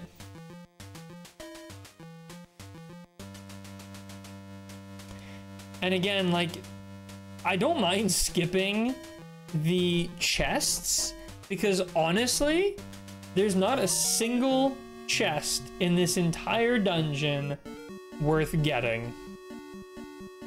Oh no, this encounter looks hard. Let's see how this goes. Start off by trying to take him out as quickly as possible. Ew, gross. I hope you didn't see the lava bit. Should have refilled my water when I left last time. Okay, he's dead. No sleep. I think we're gonna go attack. Heal more Varia, and then Varia multi-target. I think hitting 3 is just better than... Oh, I missed 2 of them though. Ortho? Okay, Ortho, don't do that. Ortho's asleep now. Wow, I can't believe I'm missing so much with this spell. You'd think magic would hit more. 29, didn't work. Alright, well that just tells me that Ortho needs to be back in action and Vari can start doing the healing. And she goes really early when she heals. She's a better healer, honestly. 15... Cobalt's all on you, man. Alright, I woke up. Arch down. That's like a lot of EXP from that. We're getting up there. Look at that. 26, 25, and 21,000 EXP. That's a lot. That is a lot.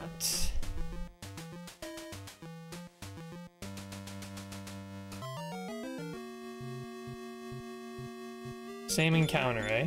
Lovely. 30, 33, and 25. Very nice. Didn't quite one-shot. And we lost Varia. And she's poisoned. This just keeps getting better and better. I gotta drop a heal on Varia, so we'll leave Cobalt to do the attacking. I think he'll kill one. No, he didn't. Might lose Varia. No, we got her.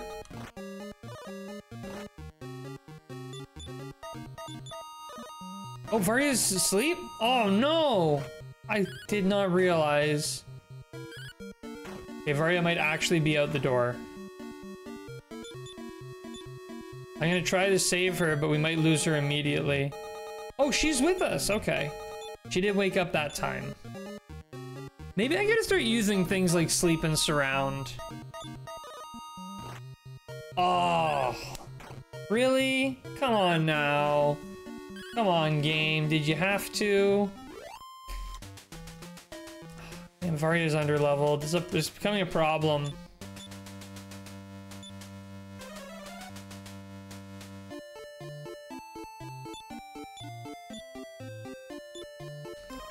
I don't know if I need to maybe find somewhere I can do some safe grinding. Wait, the House of Healing was up here, right? No. Where was the House of Healing in this town? Did this town have a... Oh no, it was up here, right? Right.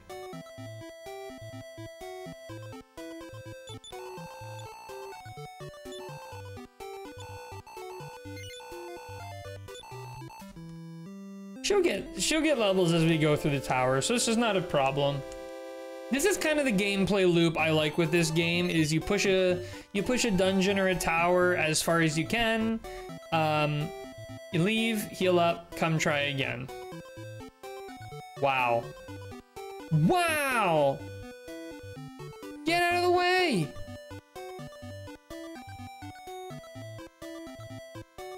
There we go. Holy gizmo. Some days, these NPCs. You know what it is? You know what it is? Oh no, never mind. I was supposed to say, I don't think I equipped Vari with her stuff, but I definitely did. What is this tomfoolery? No, there is tomfoolery afoot. Do not kid yourself.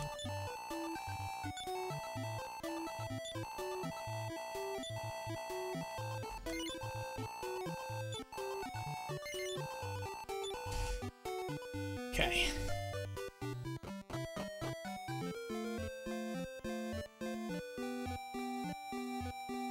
There was some bad RNG in that last one, but that's alright. We'll make it better this time. It's just, it's even from here, even from Baron, it is not a short trip to get to the Tower of the Moon. I'd go as far as to say it's a long trip. I'm gonna refill my water while this plays out. I'll be right back.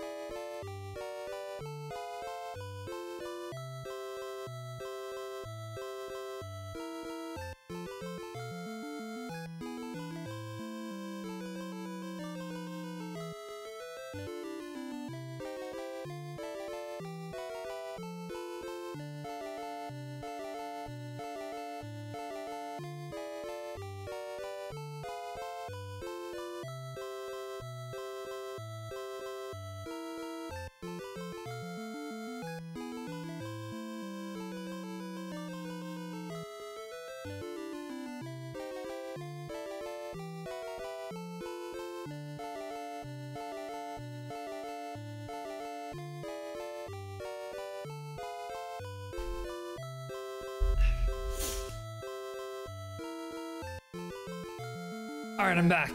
Holy smokes, what did I miss? The classic Dragon Quest II village music. Hello, Talzan, how's it going? Crystal, how's it going? Love Dragon Quest II, even though I don't like replaying it often. You know what, Talzan, you're absolutely right. I absolutely love this game, but it's probably because I only play it maybe once a year. But how is everyone doing? And hey, Koba. Absolutely, yeah, Koba is the appropriate name. Oh, we got a chest. The clothes! I'm so excited to throw them out. I was also gonna throw this magic armor. Not trade, throw. How's everybody doing? Hope you're all doing well. We are deep into the Dragon Quest II playthrough. We're taking on the Tower of the Moon. Tower of the Moon, and it's going medium. It is going medium right now because we're kind of under-leveled. We've been speedrunning the game a little bit. Not traditional speedrun, but we have been playing fast. And we're under-leveled. I can replay 4 and 5 a bunch, but 2 is low on the priority. 1 I honestly have a hard time getting back to since it is lonely. It is an incredibly lonely game, you're right. I have more fun live streaming that game than I have fun playing it because when I live stream it feels less lonely. But it's also so short and simple that I don't really mind that much that it's like a lonely game. But yeah, I don't know. I feel like every time I try to play 4, I kind of falter off in chapter 3 or 4. I'll get to chapter 3 or 4 and then I'll just sort of lose it a little bit and have to put it down and come back to it again later.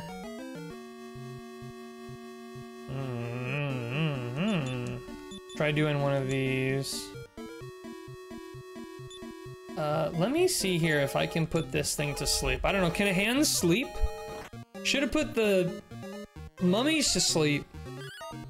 Oh, it did fall asleep, okay, good to know. And it immediately woke up, so thanks. How did it wake up on the same turn I put it to sleep if it had already taken its turn? Something fishy is going on.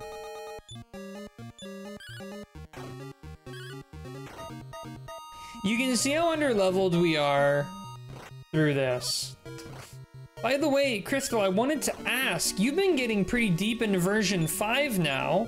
How's that going? How's version 5?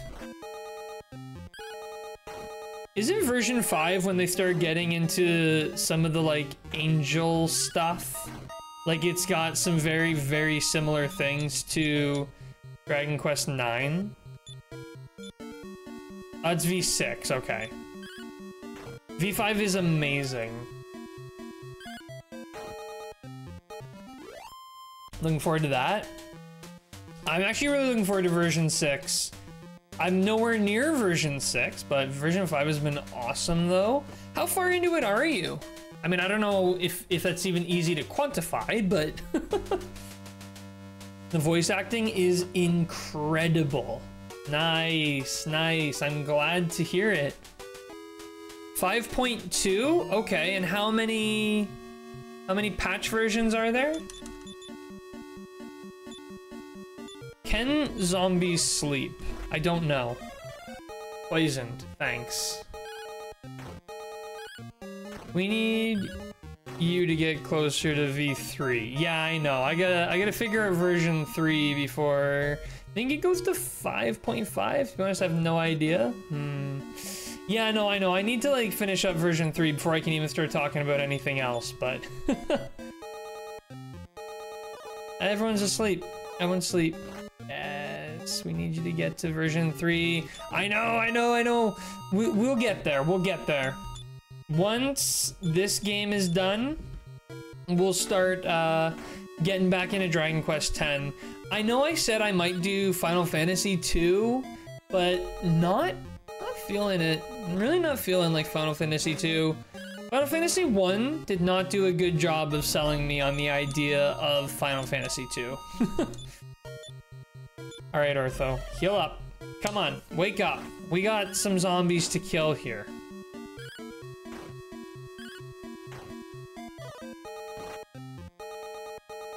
Jeez Louise. You're probably better off with Final Fantasy IV, to be honest. The thing is, though, like, I can't mentally do it. I can't just jump to Final Fantasy IV without playing 2 or 3. What keys have you gotten so far? I have all the keys, and I have all of the available crests.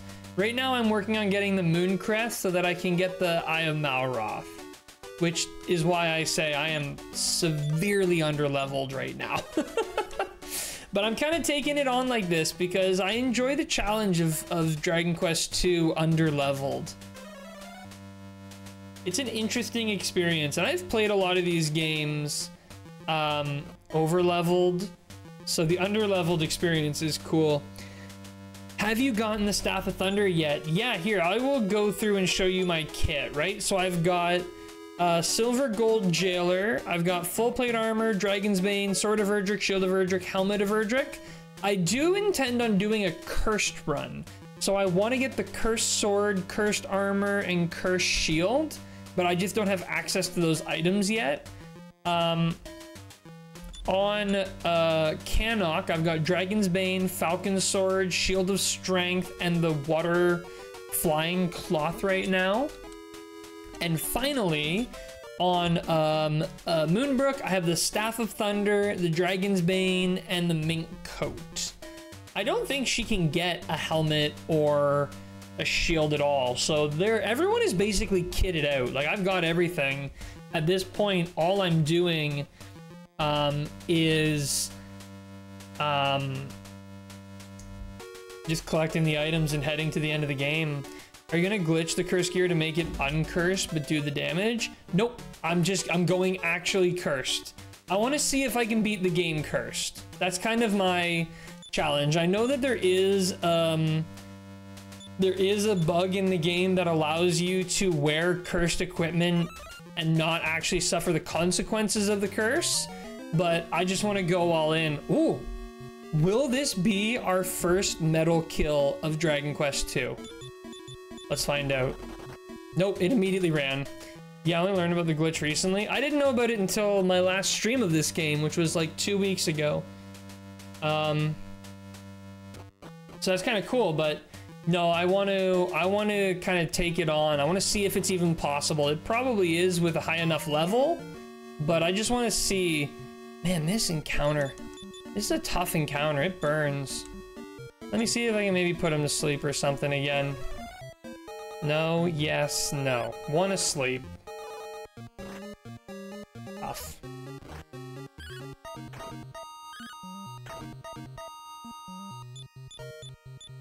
Maybe I'll just keep that strategy going.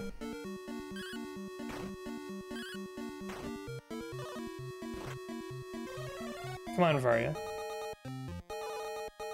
The middle one is sleepy. The outside ones are not sleepy.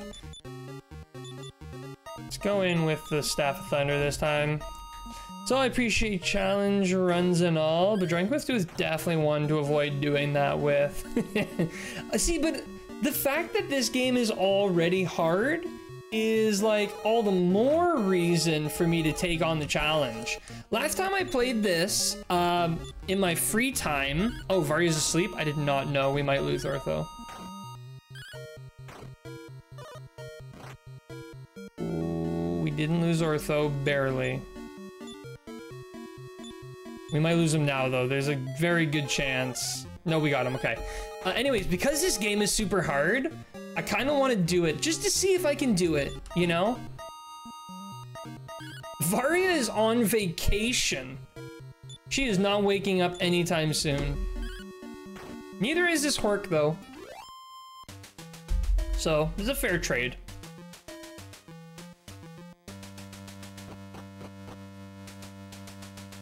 Hey man, what's up? As the full moon waxes and wanes, so too the tides rise and... Alright. Moon fragment!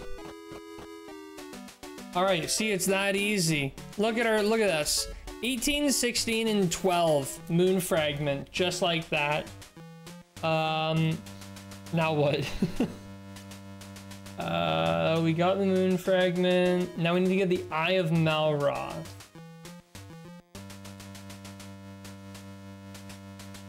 And that's... Oh, that's right there. Oh, that's another far trip, but... Oh well. I'd love to see Dragon Quest II with modern equipment and physics. Imagine the 3 with pet powers or skill trees would be fun. Ooh, like a complete, like, reimagining of this game, eh? That could be fun. Yeah, imagine that, like a full 3D Unreal Engine 5 remake of this game. That would be really cool, actually. I would definitely play that. Wrong spell. And it just let me cast it and everything. Right. You know what? I am gonna do return because I want to make a save. You can never be too safe in this game. And I want to hit the end. Mostly I want to save though. Ooh, that was fun.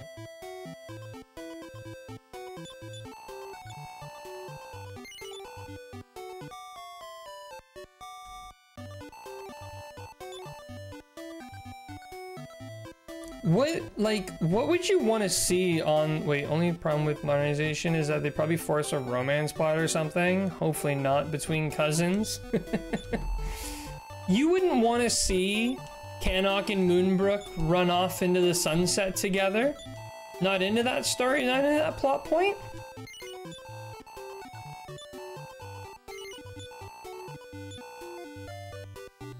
Did I make a save? I think I hit no. No. Fair enough. Okay, okay. So then, who would be the love interest? That's how we get Prince Charmless. It's Charmley. Yikes. Do you think Prince Charmless's backstory is cousin parents? Honestly, I would subscribe to that theory. Hey Cobalt, Tipo, how's it going? Just dropped by saying hi before I have to raid. Ah, nice time to pop in. Yeah, really, we're talking about a potential inter-romantic cousin plot. We're talking about if this game got a modern remake, whether Cannock and Moonbrook would have a romance plot together. The current theory is probably, but we hope not. That being said though, I would still love to see like Dragon Quest 1, 2, and or 3, any of them redone in like Unreal Engine, you know, modern stuff. That would be, that's an encounter. That would be really fun, I think. I mean, I don't love seeing 2D games fall to the 3D agenda, but I make an exception. Yeah, I agree. It bothers me more that more than when people forget that Cannock and Moonbrook are also the legendary heroes. You know why people forget that Cannock and Moonbrook are the legendary heroes? Because they can't equip Erdrick's armor. Like, canonically, they're basically not descendants of Erdrick. Because I'm pretty sure you have to be a descendant of oh wait, no, sorry. I'm thinking of Zenithian armor. You have to be descended from Zenithians to use Zenithian armor. I mean, it's still not far off. Okay, this is gonna be hard to hit, but I'm gonna try it. Of course, no one talks about Cannock when it comes to romance. He's such a loser. I saw in a video, at least in the remakes, Cannock can equip the legendary sword. Really? I would never equip him with anything other than the Falcon sword. Game God, how's it going? Welcome. How's Dragon Quest 2? It's fun. We're very under-leveled right now, but it's actually going really well. Did Erdrick not leave each one a relic? The sword, the shield, and the crown? No. Erdrick's helmet was in a shrine on the Alfgard continent. I think maybe he left... Where did he leave the sword and shield? Let me look. Let me check here. Okay, here we go. So the shield of Erdrick is in Cannock Castle.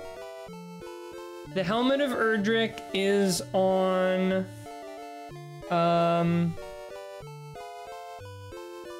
is on the Alfgard continent. And the sword of Erdrick is actually in Sharlock Castle. I think the hero of Dragon Quest 1 basically went and returned everything back where he found it except for the shield, which he gave to Cannock for some reason. I think in the remakes, it would be thematic if Moonbrook got the helm, Maidenhall the sword, and Cannock the armor or shield, with Maidenhall equipping too. That'd be cool, actually. I would like that. Alright, time to fight Super Saiyan T1000 siblings. I may sound like I'm exaggerating, but Crystal is my proof. Good luck in Dragon Quest 2. Thank you, Debo. Thanks for popping in. Always love seeing you here. Okay, so this is off. I could go down, maybe to about here and over and see if I can see the sea cave. I suggest learning Explode It before Road to Roan. Oh no, Tipo, we're going straight in. We're not waiting for Road to Roan. We're going in immediately. And I think I need to learn a little bit more about what the Super Saiyan T1000 is. Sorry. Time to fight. Why did I think there was Twin in there? Maybe it's because I saw time. Okay, thanks for stopping by. Good luck. Good luck, Tipo. I bet it's a Monster Hunter thing, isn't it? Is it a Monster Hunter thing? I wanted...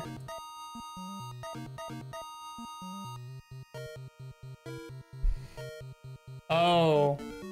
Final Fantasy XIV. It's a raid thing. Right.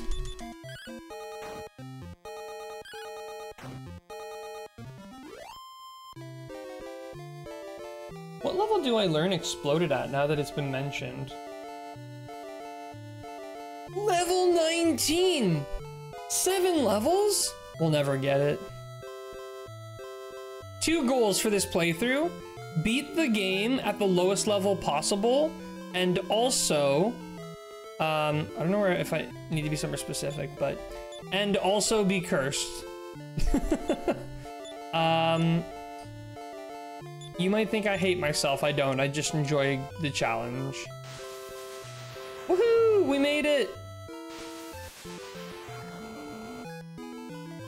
Let's get the goods! Oh, whoa, this is just a straight dungeon? Oh, this is a... Oh my goodness. Straight into the deep end. What? I thought that this was, you walk in and get it. Oh my goodness. This is a dungeon. I mean, I guess it makes sense. Like, the Eye of Malroth wouldn't just be sitting around. Holy cow. I need Artho to be at least level 17. Oh boy. Well, the good news is there's not a single item in a chest in this dungeon that's worth my time, aside from the Eye of Malroth. So... Oh, ow, where do I even go? Where do these go? They all go to here. B... B... A... 1 to A to B, B to V, and then V to AA. Oh, this is a quick dungeon. Graboopy is quite a monster name. It's an outstanding monster name. I don't know what's going to be the most dangerous here, so I'm going to just put everyone on these Graboopies. Wow, Ortho got to step it up a little bit. Cobalt stepped up already. Barely worked magic, no problem. That was the only free round. Oh, okay, the gas cast sleep. Ah, Cobalt, why'd you clean up after Ortho? Oh, never mind, we're good. At least she woke up in the end. Let's get rid of this gas. Graboopy, graboopy, graboopy. The girl you wanna get. That's definitely a reference to a song, but what is the song? This gas is tough. Shapoop. Oh, okay, there we go. Sometimes I need my brain to be like directly put me in. I think I referenced that old time song. I'm very behind on Family Guy. I last watched season 18. What season are they on now? I remember finishing season 18, but yeah, I have not. I've just been thinking about it lately because it's been showing up a lot on my YouTube feed, like just Family Guy clips. Don't worry, you aren't missing too much. 21. Oh, I've only missed 3 seasons. Okay. There was one point where I was like, you know what? I'm gonna binge watch the entirety of Family Guy. You know, I've never watched the whole thing all in one go. I want to see it all. And I did. I binge watched season 1 all the way to season 18. Maybe 5 good episodes at most these years, the rest varying from terrible to just fair. It's weird because, like, I feel like they're really trying to balance on the edge of, like, oh, it's season 22? Like, I feel like they're trying to still be the regular, edgy Family Guy without being too offensive. And it kind of just doesn't work. Like, if you look at, like South Park is still super edgy. South Park is still, like, really, really crazy.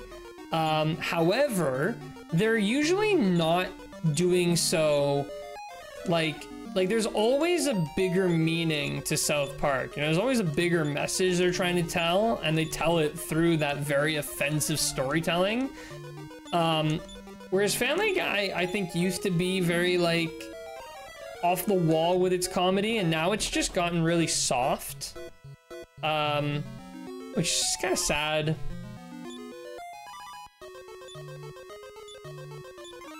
South Park is my favorite show. It's high up there for me. I'm actually, like, kind of completely out of the loop with South Park. Like, I've not watched it in a long time. I think this is a trap, but I don't know what that means. Oh, it's not a mimic or anything. It just does damage. Okay, good to know. Yeah, no, like, South Park is, like, it's really good. It is really good. Oh, I'll take some free money. Nice.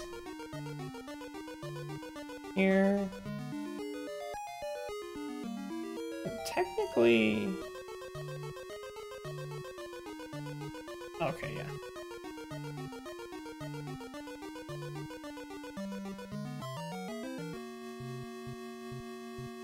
Saber Lion. Now we're getting interesting.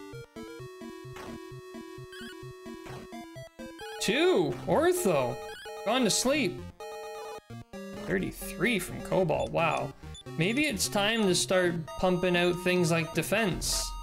I think that lowers defense, right? Just go last. Yeah, it didn't even get cast spell. Magic, honestly, should just be reserved for healing. The way these guys go. Now, how many seasons is South Park up to? South Park has got to be up to, like, season 1000 by now. Ow. Alright, so this is gonna hurt a lot, but we gotta walk through a lot of lava to get to our destiny. Ooh. I think these guys can do the dreaded,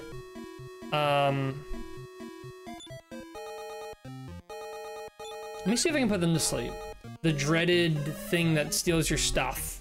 I used to watch all the Fox cartoons, Simpsons, Family Guy, American Dad, Bob's Burgers, whole lineup of them, but then I fell off of all of them hard. Just stopped watching them suddenly years back. Simpsons just suck, stopped being good after season 10. Don't know how I watched it for like 10 more years.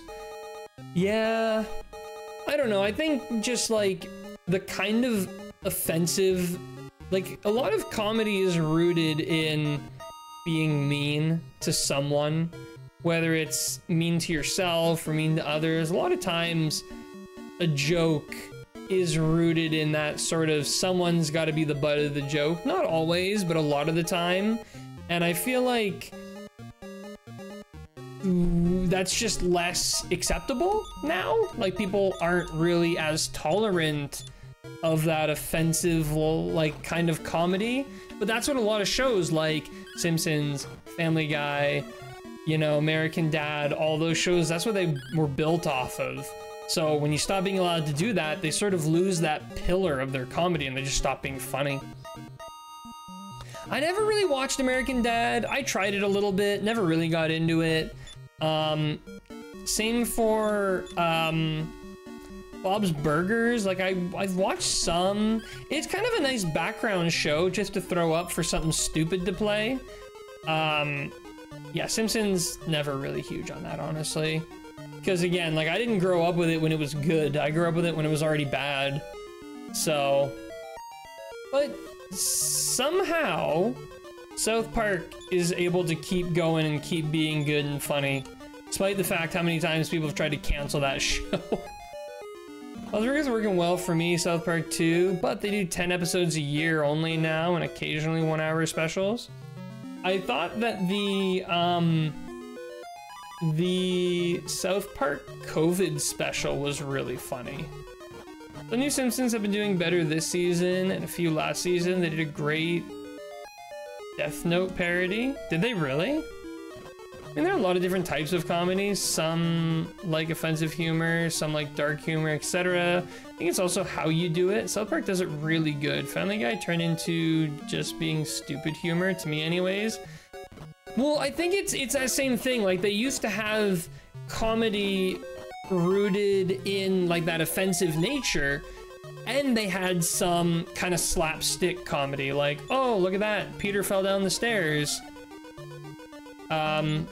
But then they stopped being able to do the offensive stuff, but then all that was left was the sort of slapstick, oh, look at that, Peter fell down the stairs comedy. And people liked it for both, not necessarily one or the other, so when you remove one, you just got nothing.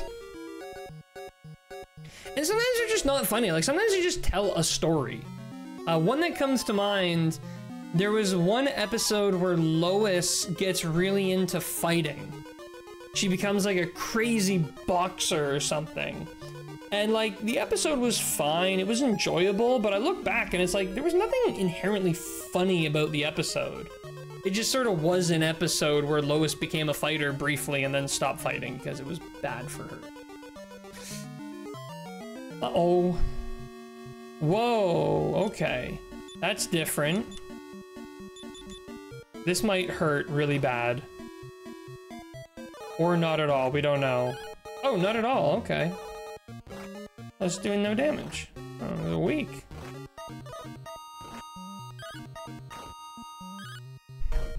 Oh, but we're weak too. So maybe what I need to do is I need to hit them with like defense. That should lower their defense, I think. Oh, they realize Varia's our weak one.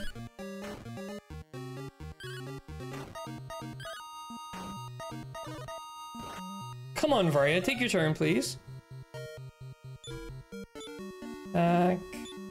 Let's heal Varia, and let's use defense.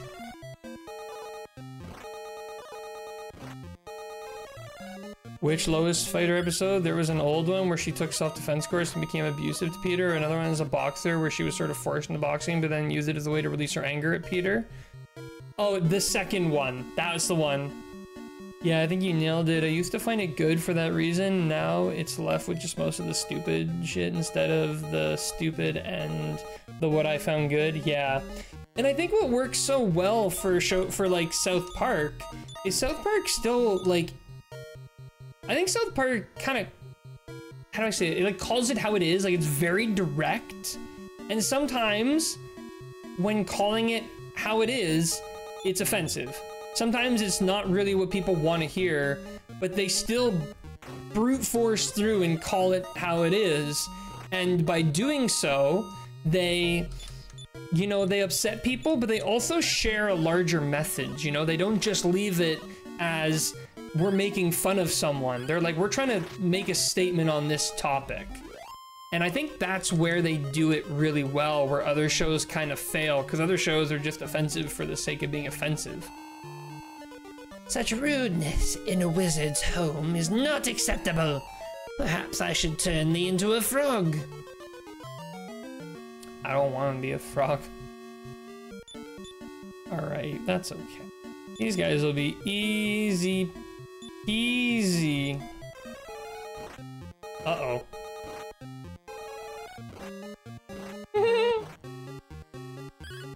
Are we gonna have a total party wipe here? We may have a total party wipe.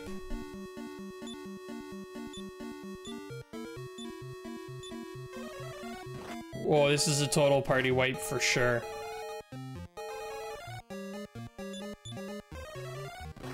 Oh my goodness. Oh my goodness! Wow! That was brutal! That was brutal! Holy smokes! We just got wiped off the face of the planet. Strong use of a Simpsons meme though, Talzan. South Park does not hold back. There have even been many times where some stuff was censored and Matt and Trey said they never censored a single thing ever. All that was Comedy Central's decisions. Yeah, Comedy Central was always very quick and eager to try to censor them. But they were generally not tolerant of that.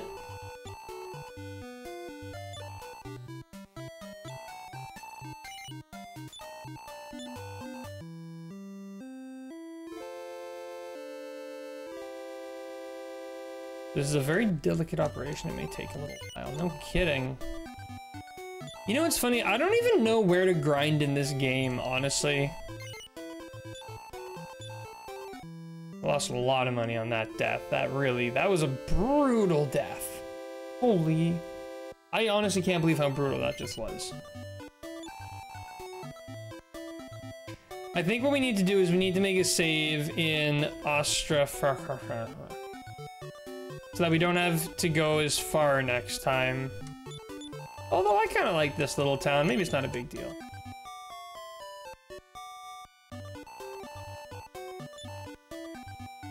Now that I know that they just spam that one thing though, I'm a little more prepared. A little more prepared this time, so it should be easier. Oh, these are just normal goopies. These are not goopoopies. The metal babbles only give 1,050 instead of 10k. More worth it to fight normal mobs. Yeah, no, like, I don't mess around with the metal. Like, the metal mobs in this game are insulting, really. Like, there are some enemies where I can get the same amount of EXP in 2 encounters, and they're much easier to fight than metal babbles. Metal babble, however you say it.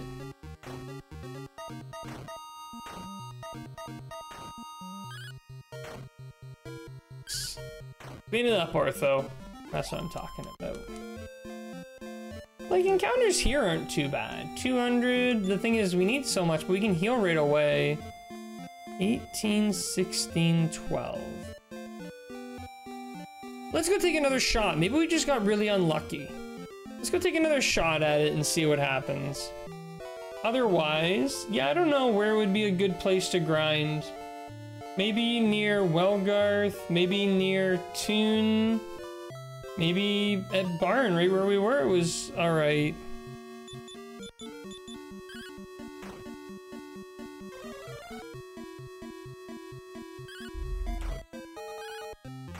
Hard to say.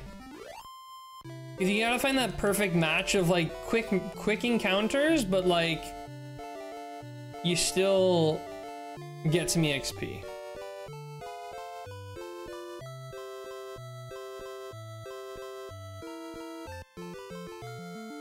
I don't miss it.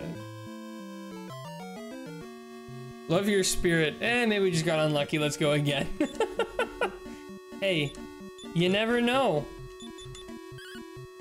It surely has nothing to do with the fact that not a single one of my characters is level 20 yet. Nothing to do with the fact that one of my characters is level 12.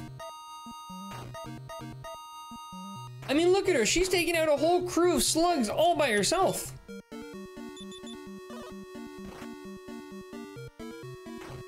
Nice, nice, nice.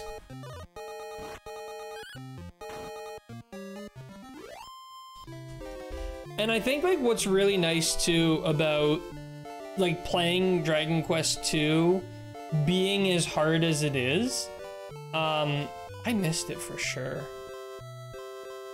They've been going too long. It is really far out, but oh no, we missed it. Oh dear, okay. Go up a bit and back over.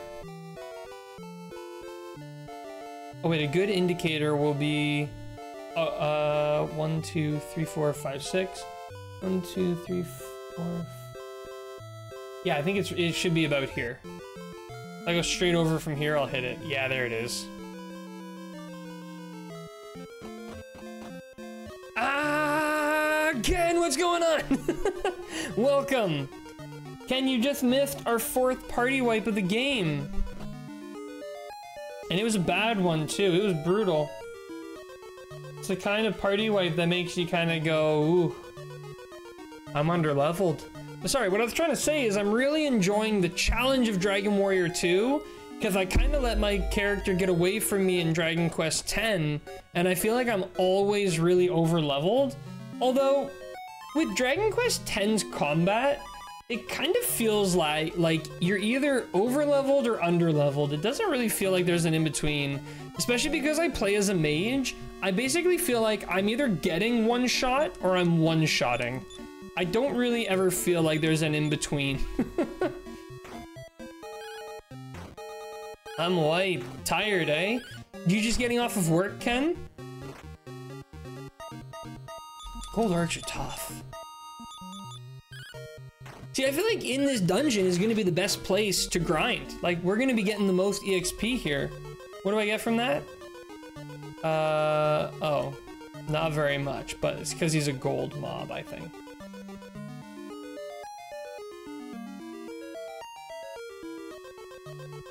Ow, ow, ow, ow, ow, ow, ow, ow, ow, ow, ow, ow, ow.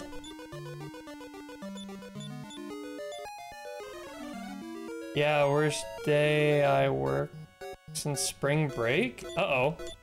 Was it just like a really busy day, or were there like problems?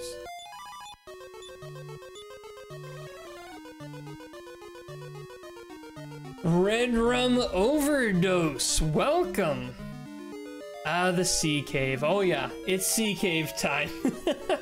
And as you can see, we are sea caving very underleveled. Both? Oh. Well, Ken, I'm glad you're home. Very glad you're home. Red Room Overdose. I like that. I like that username. Are you a big Shining fan? I'd have to assume at least a medium Shining fan.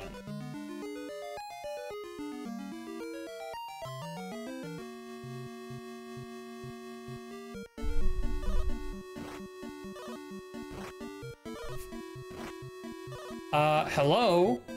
Whoa! Whoa, whoa, whoa, whoa, whoa! What is happening?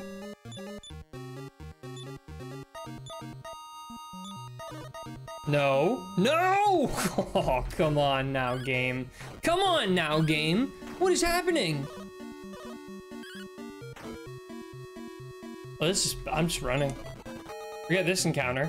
Uh-oh. Or no! No! Wow, we are definitely in trouble.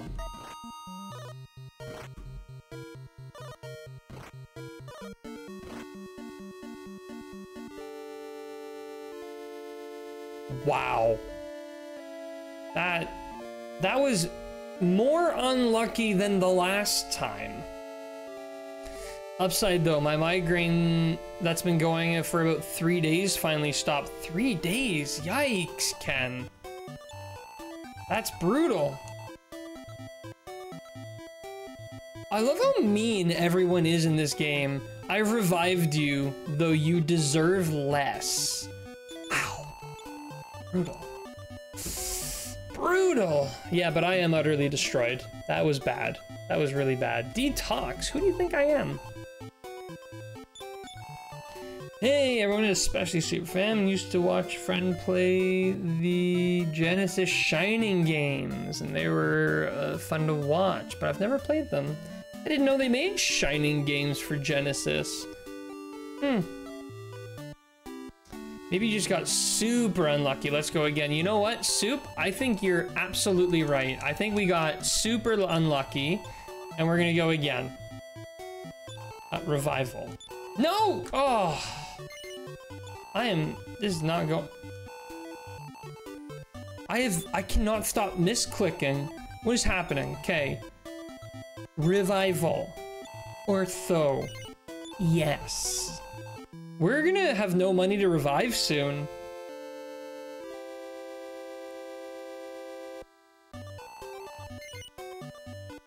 Is Shining Force 1 and 2 and Shining in the Darknet? Have you ever told the priest no when he asks for your donation? I'm sure I have at some point. I'm sure he's just like, too bad. Here, let's do it. Could get the leaf of the world tree. I have the leaf, Talzan, but there's 2 problems with the leaf. 1, I only have 1. And 2, you can't use it in combat. So, and it's a real pain in the butt to go get another one. So I'm kind of saving it for like a real emergency. All right, the fee is 240 pieces of gold. Will thou pay? No. Come now, dost thou think leeches grow on trees? I have expenses, taxes to pay, a wife, 2 kids, and a brand new cow. Can I do anything else for you? Wow. I don't know if I've ever actually seen that message. That's really funny. Wow. Yeah, this guy's, can always get more. Could use it if money gets low. True. Don't think he needs money anymore. No.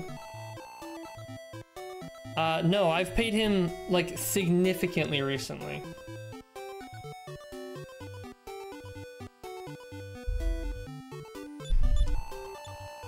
Alright, where's a good place for me to grind at my current level? I think I need to grind up a little bit. This guy's living fat now. This guy's, yeah. This guy's having a good time. Where do you guys think I should go? Should I go like Wellgarth? Should I just grind outside of Baron? What are the encounters like outside of this town? Excuse me.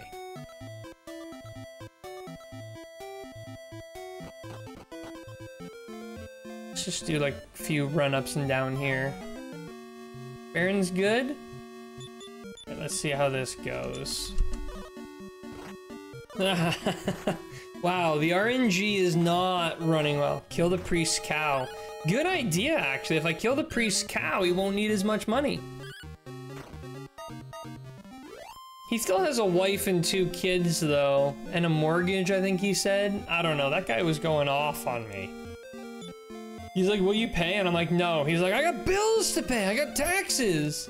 Taxes to who? You live on an island out in the middle of nowhere. Who's coming for these taxes? At least not money for equipment, I don't think. Have you grabbed all BIS for bought items? Grabbed all BIS. What's BIS? A lot of basilisks here. Holy goodness. Oh, best in slot. Yeah, I got best in slot for everything. Best I'm slot. I think you meant best in slot and got auto-corrected there, but that was still funny. Best I'm slot. Yeah, I've got best in slot for everybody right now. So we have really no use for money until what'll happen is there will come a time when I don't have enough money to revive my companions. Honestly, if I could get Ortho to level 25, I'd be laughing because he has revive at that point. So then I just need the leaf to heal Ortho, and then I'm laughing. I'm best slut, damn autocorrect. Yeah, that's what you meant to say for sure. All right, let's see how much I take here. How many fire slaps am I gonna take? 1, 2, we're counting.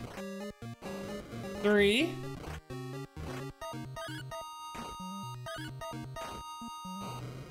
4. We took all 4. Unbelievable. Unbelievable.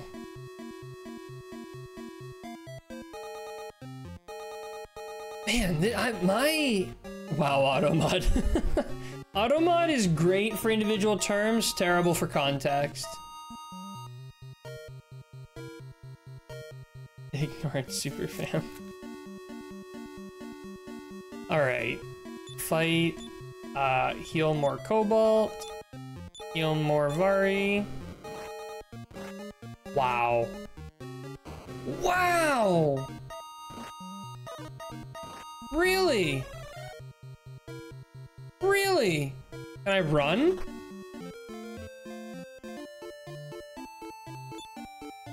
This is not going well.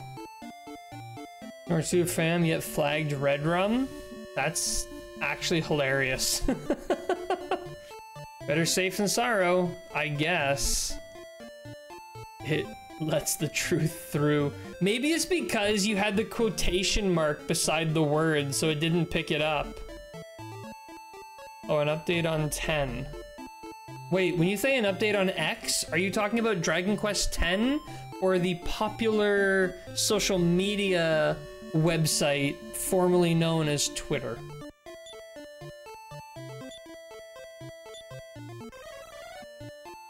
I assume Dragon Quest X. Yeah, me too. I'm just being difficult. Also, can we just talk about the counterculture here? The only person who survived, the only one, was Artho. There was a server maintenance today and a small patch. Ah.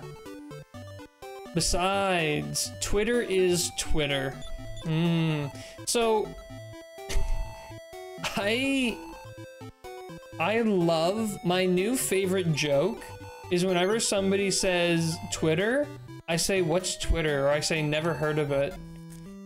And it makes people so upset. People are like, oh, I read on Twitter. I'm like, what's that?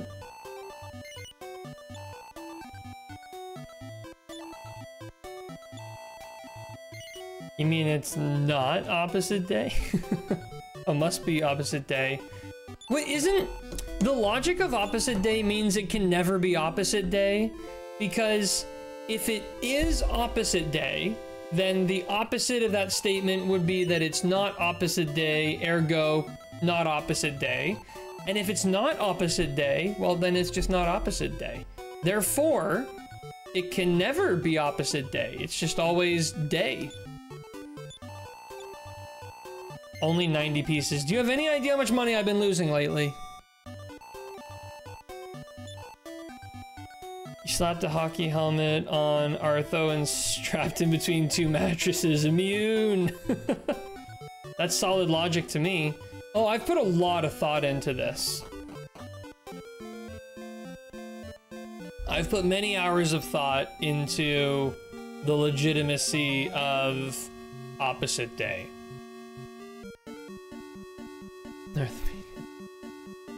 January 25th is opposite day.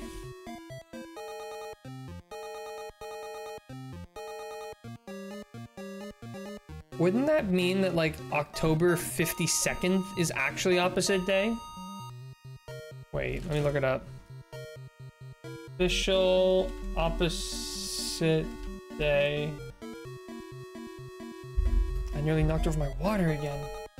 When is opposite day? Opposite day is celebrated on January 25th every year. In 2023, opposite day will occur on a Wednesday. Huh. I didn't know it was actually official. How about that? And here I thought it was just something people joked about. Nope, it isn't officially. I do love how there's like a holiday every day, or like something gets celebrated every day, like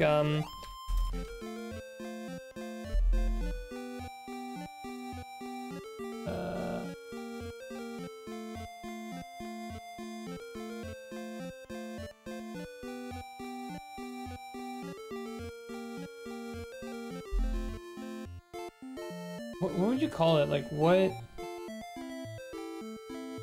is celebrated? Here we go, day of the year. That's what it was, that's what the website's called. So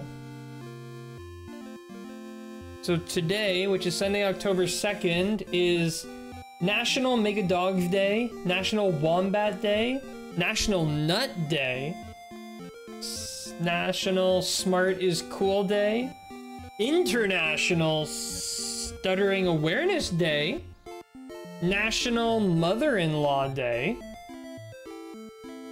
International Caps Lock Day. Wow, guys, today is International Cap Lock Day. I expect all messages to be cap lock from now on. Today's Wombat Day, yeah. Just search when isn't opposite day and also got January 25th. There you go. Oh, okay. National Color Day, National AAC Awareness Month, National Pitbull Awareness Month, Mental Health Month, Substance Abuse Prevention Month, Breast Cancer Awareness Month, Canadian Library Month, Emotional Intelligence Awareness Month, National Physical Therapy Month. It just keeps going. Dysautonomia Awareness Month, Family History Month, National Domestic Violence Awareness Month, National Fair Trade Month, National Cybersecurity Awareness Month, Black Cat Awareness Month. Okay, okay. Great day to be a mother-in-law who stutters and types in all caps. Yeah, seriously. Who also has a pet wombat? She is also a wombat. She's living the good life today. National Pizza Month! October is National Pizza Month! What do we have here? Dyslexia Awareness Month, National Fire Prevention Month, Computer Learning Month. Wow, just, yeah. Famous people born on this day. Wow, today is Jeff Goldblum's birthday. I love this website. I don't know why I don't come to this more often. So wait, what's tomorrow? For everyone's International Snow Leopard Day, National Mole Day, and Boston Cream Pie Day. Those are the top ones. This is National Croc Day. Everyone put on your Crocs tomorrow. Otherwise known as every month. Every month is Pizza Month. That is also correct. I don't think October 31st has anything though. Sadly, no. October 31st is National Magic Day. And it's also National Caramel Apple Day. And World Savings Day? And Girl Scouts Founders Day. Cool. Alright, new favorite website. I will be checking it daily. And I gotta stop pausing on this grind. What should we grind for? Let's just get everyone like a level. I hate Crocs. Honestly, Ken, I'm with you. I think Crocs are okay to wear in the house. I just can't get behind Crocs in public. Crocs in public, it seems strange to me, because to me, Crocs are like slippers. Like, you wear them in your home and in private, you know, and people take them outside, and I'm like, this is like walking outside in a towel. Which celebrities have the same birthday as you? Anyone can answer. You wear shoes in your house? Well, I don't consider Crocs to be shoes, so I think they're super uncomfortable. Really?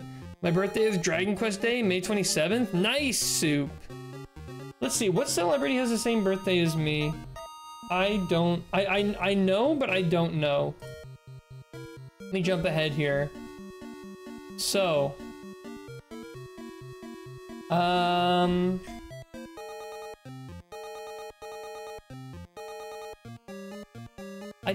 maybe there's nobody. Wait, celebrity born Okay.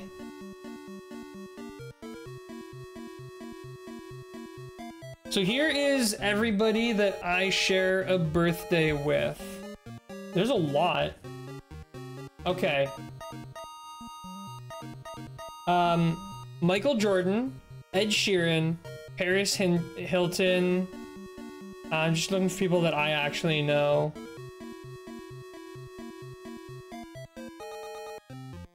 Jeremy Allen White. Wow, Jeremy Allen White is also shares my birthday. That's cool. Trying to think. I'm trying to look through here. Nobody else I really recognize.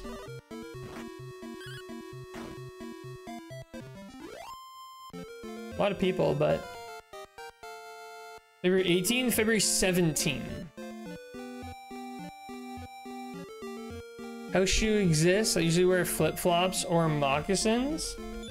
I think that a house shoe is more common in, well, I don't know if it's true or not, but I have heard that shoes in the house is more common in the US than it is in Canada. And I think that's mainly because we have a lot of snow, so you don't want to wear your shoes in the house. Also, I noticed you guys all leaving me to celebrate Caps Lock Day on my own. You know what, Soup? I have been internally appreciating you keeping it going. There's just not enough... Oh, we got Step Guard, finally. Not enough appreciation for Caps Locks. I was close. Freddie Prinze Jr. shares my birthday. Only know because a friend of mine had a crush on him, so it reminds me of it. Oh, there you go. No, not Antidote.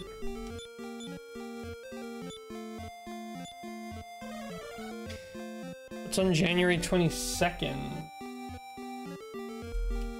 Oh.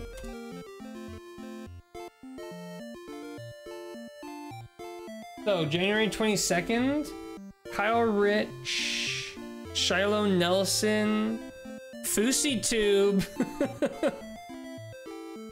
Enya Umenzor, another YouTube star, Logic, Ricky Garcia, Silento, Daryanka Sanchez. Oh, Guy Fieri. Guy Fieri is on January 22nd. Emily Kaiser, TikTok star apparently. Ali Saleh is a soccer player. Linda Blair. A lot of TikTok stars. I see here, anyone else I recognize? Not really. Guy, hey. The only one of those I've ever heard of is Guy Fieri. You've definitely heard of Fousey Tube. Definitely heard of Fousey Tube. He's in like the news every other day for some sort of chaotic nonsense. And then Logic, the rapper, definitely Logic. If you've never heard of Fousey Tube, you're doing better than me. You don't want to hear about Fousey Tube. Just think of like the most off the rails, mentally ill person you can think of constantly. He basically live streams himself every single day while he descends further and further into madness. I think he used to be like a prank YouTube channel, and then he got into some controversies, and there are some YouTube essays that talk about him. It's interesting to learn about. It's pretty sad. Fousey what? Fousey Tube.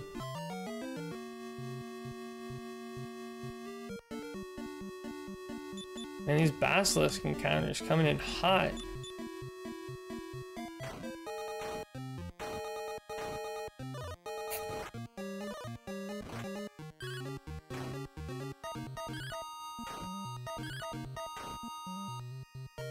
You left over, eh? Weeks. Robot's doing some big damage. I don't know what level to aim Varia. Level 19's pretty high. She gets heal all at level 15. She gets outside at 17. think. Reminds me a bit of Nikocado Avocado, just in terms of the meltdowns you describe. Yeah, I think the difference is that FouseyTube is like, all of his stuff is real. He's actually descending into madness, whereas Nikocado Avocado is just an actor. He's a very good, very convincing actor, but he's an actor. He's incredibly smart. Like, the brand he's built for himself, incredible. It came at the cost of his health, don't get me wrong. You know, it definitely came at the cost of his health, but he built an insane brand. He could retire tomorrow and just be fine. I did learn, I've never really watched them, so I don't know if this is true, but apparently, if you watch mukbangs, they can actually help you get over hunger. If you're really hungry and you watch a mukbang, it literally will help like mentally deal with your hunger. I don't know if it's like because it's like gross, or if it's because your body kind of just sees the mass consumption of food and accepts that as the mass consumption of food has been done. I don't know how it works, but apparently there's some sort of mental component where if you watch a mukbang video, you will just feel yourself being less hungry. No thanks. Disgust you so much you're no longer hungry is my guess. Yeah.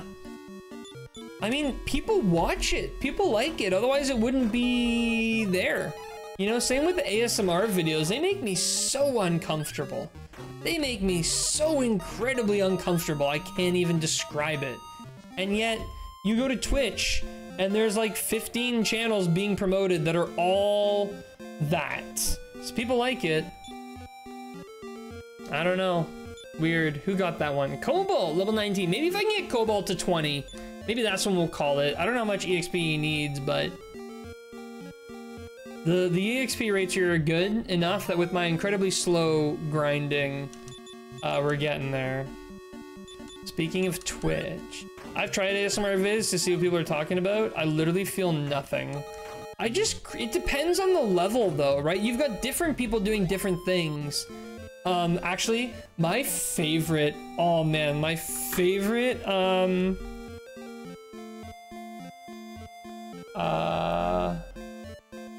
what is it?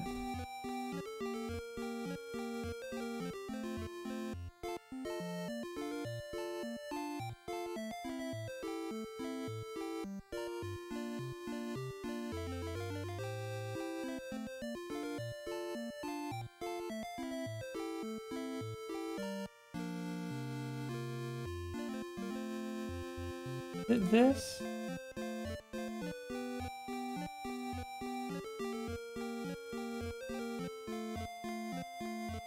Okay, it's not, okay, it's basically like anti-ASMR, where people will set up for ASMR, but instead of like tapping on their microphone and whispering into it, they literally like will put like a can on it and bash it with a drumstick. And it's so funny. It's so funny. Speaking of Twitch, did y'all hear about Twitch allowing multiple platforms streaming? TwitchCom not long ago? Did they not allow it before? Like, what are they gonna do to stop me? Ban me? Is that like a partner rule, or is that for everyone? I feel like if you're not a partner, you could definitely do it. Thought this was always a thing unless you had a contract. I think they didn't allow it for affiliates and partners.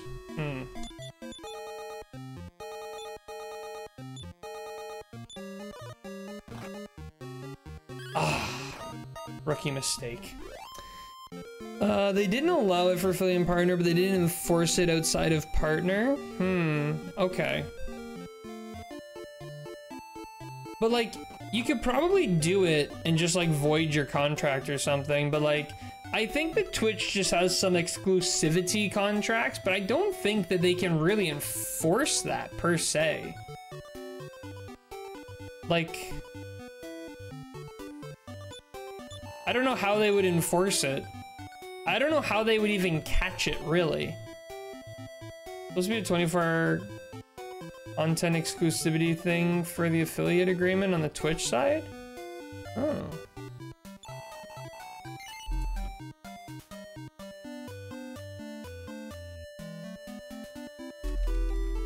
And Twitch affiliate stream on YouTube. We do not allow simulcasting on web-based Twitch-like services, especially from the channels, YouTube and Facebook, because you're engaging with Twitch streams at once can lead to sub-optimal community. It sounds like, okay, so it sounds like maybe it's not, you can't like, wait, let me read this because I think people are about to say what I'm about to say. Sir Moist Critical got out of his contract so he could try YouTube and has been doing both. I don't know if at the same time or not though. My understanding is that if you were actively broadcasting from Twitter, you couldn't simultaneously cast another platform. Twitch. Yeah, that's kind of what I'm reading. Like you can't do two at once. And I love their excuse. Because we believe engaging with two streams at once can lead to a suboptimal experience for your community. That is not your decision to make, Twitch. That is completely my decision. This is my stream. I'll decide what is and is not suboptimal for my community. You're worried about what's suboptimal for Twitch viewership. I hate when they try to be deceptive, but not very much. Like, they use the right words, but like, we obviously all know Twitch, you're not slick. It's definitely just for legal purposes, but it just feels so insulting. You can do one of them one day and the other the next day. You don't even have to engage at all. Well, there are tools that allow you to view both chats at once, you know?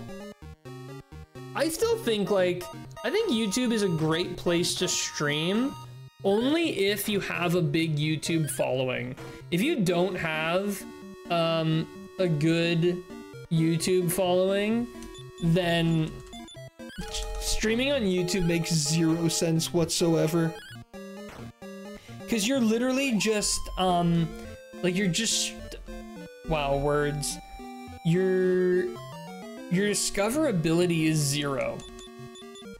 I know you can look up streams on YouTube, but it's not a good experience. And if someone wants to watch a live stream, 9 times out of 10, they're coming to Twitch first.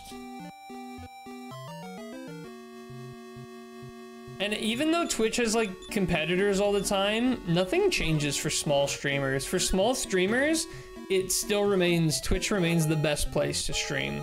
If you're a really big streamer, maybe YouTube is a good idea. If you're a really big streamer, a contract with, what's that other platform that got really big? Is it still around or has it died yet? What's the other platform? Can't remember, it's bugging me. Kick, that's the one. Kick is, oh, someone's poisoned.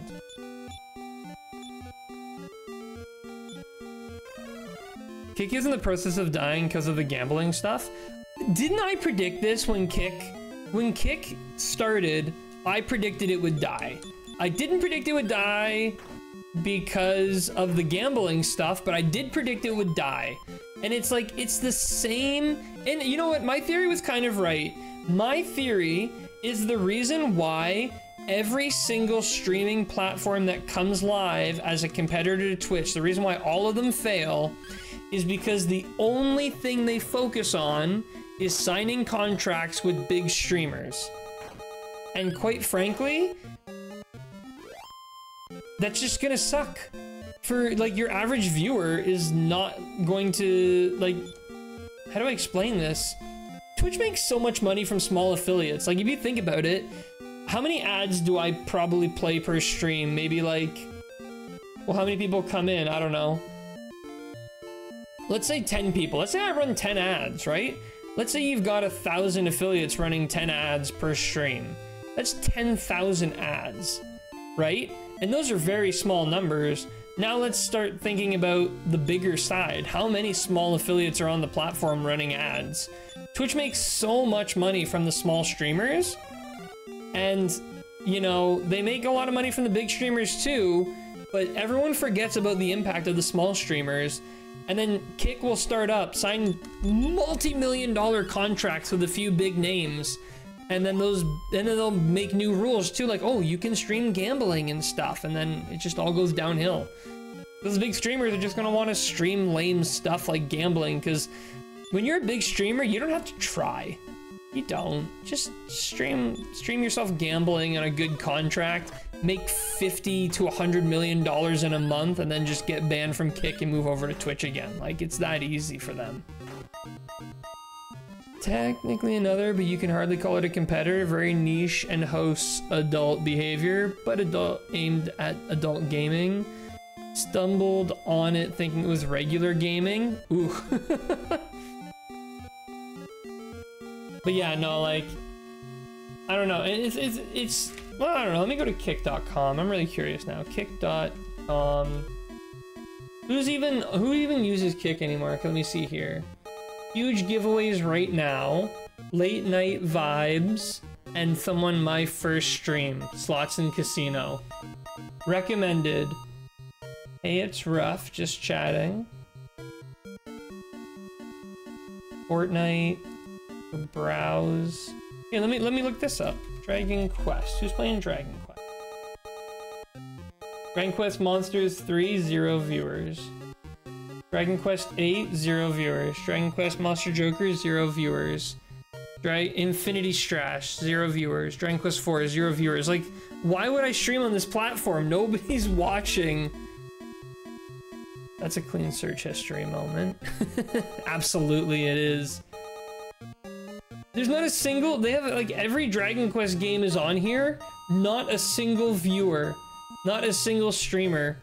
So there's 0% chance anybody would be on this platform if you're a small streamer. It seems like literally every streamer is just a big streamer. Oh, that's really loud. Ow, my ears.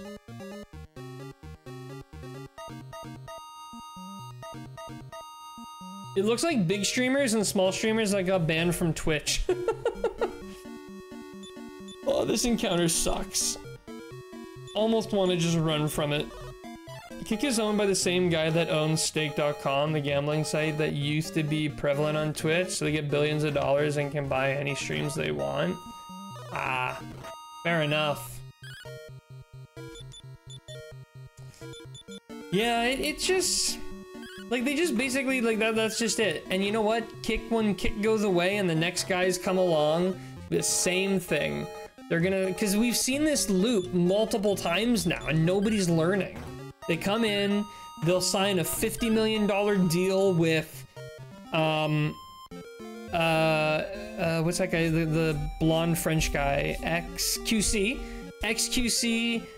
Destiny, all these big names, and they'll give them $50 million for an exclusivity contract, and then people will watch them for a little while and then move on. And if XQC 1 million for 2 years is a lot of money, but probably nothing to them. Probably, but you have to think about like the long-term return on investment, right? Like, what do they really get? Like, if someone's coming to Kick to watch XQC, they're coming to Kick to watch XQC. They're not coming to Kick to watch XQC and then go discover some small streamer or whatever. So there's no incentive for new people to use the platform as a viewer or a streamer. Like, I have no incentive to go to Kick whatsoever. I want to just stay on Twitch where I already know people can find me. I already know my viewers are there, you know? Like, going to Kick would be like starting from scratch, and also the experience is bad for everybody.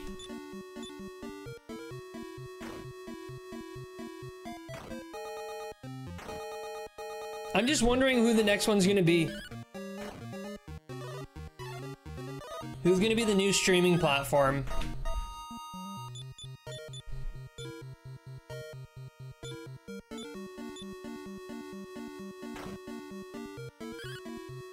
$100 million for 2 years.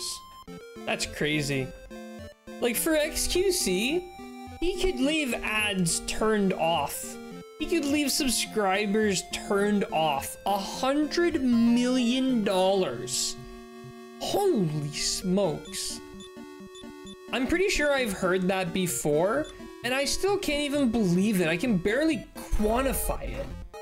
Like, the only reason Kick, YouTube, and streaming platforms have to offer is better revenue split.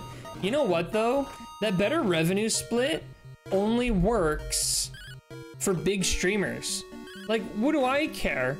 I'm gonna go from making what, like, I get like I think I get like a $50 payout from Twitch every like 3 months. So then what? I get, and it would be harder to make money, first of all, on Kick. There's fewer viewers. So to begin with, I'm probably already going to be making money slower. So it doesn't even matter that I have a better deal.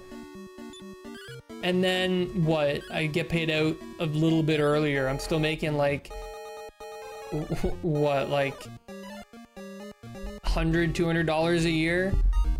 Why would I do that when I can just get better discoverability from Twitch? Literally never even went to the website and have no desire to. If someone I watch goes there, well, sayonara.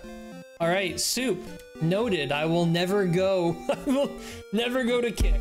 The better revenue split is not worth losing Super Fam as a viewer. Even top 1% of earners on Twitch make less than $500 a month. Oh, absolutely. There's like 5 people who actually make big money. Like, and that's it. Whoop, whoop, whoop. And you'll notice too, like a lot of the bigger, like if you look at like top 5 to 10%, a lot of those people who are only making a few $100s a month, they actually use Twitch primarily to promote their other businesses. So I used to watch this one guy who, he played, you know, he played a lot of Sea of Thieves. He was playing, you know, some Valorant, and it was I absolutely loved his streams. Great, he would stream early in the morning, you know, great morning vibes, all that stuff. But the real thing he was doing was he was pushing his coffee brand. He had a coffee brand, I'll free plug it. It's called Madrinas. I think it's called Madrinas. Let me look it up. I don't know. I'm not gonna look it up, but it was, I bought their coffee. It was really good coffee. But that was basically what he did, is he used Twitch as a platform to push his brand. It didn't matter if he made $0 on Twitch. The funny thing is too, you can't even like, you can't not be an affiliate when you're on Twitch, because like, I don't want to be an affiliate because I don't want to run ads, but I do want to have emotes. I want to give my viewers the option to choose the level, like the quality of the video they're watching. So, you know, I have to become an affiliate. I have to take on things I don't want, like ads, in order to get the features that I do want, which really sucks, but kind of is what it is. You know what? I'm actually gonna have you do this. It's funny, early Dragon Quest grinding, you still have to pay so much attention to what you're doing. They compared XQC contract to all sports players. He would be like the 8th highest paid player ever. 12th highest. Wow, still. That's still super high, as Red Rum is observing there. Still getting used to these new glasses I got, and they're like a wireframe, and my skin is not super happy about having a wire pressed up against it all the time. Anytime you change platforms, you're gonna lose a large percentage of your viewers. Yeah, but like if you're XQC, that doesn't matter. For me, it would matter. It would suck. Moving to Kick would be awful for me. Even if I were like, hey everyone, I'm gonna switch and stream on YouTube, I would expect a huge cut in viewership, because who cares? You know? Everyone who's watching me, I assume, is people who enjoy watching on Twitch. So why would I ever stream on anything other than Twitch?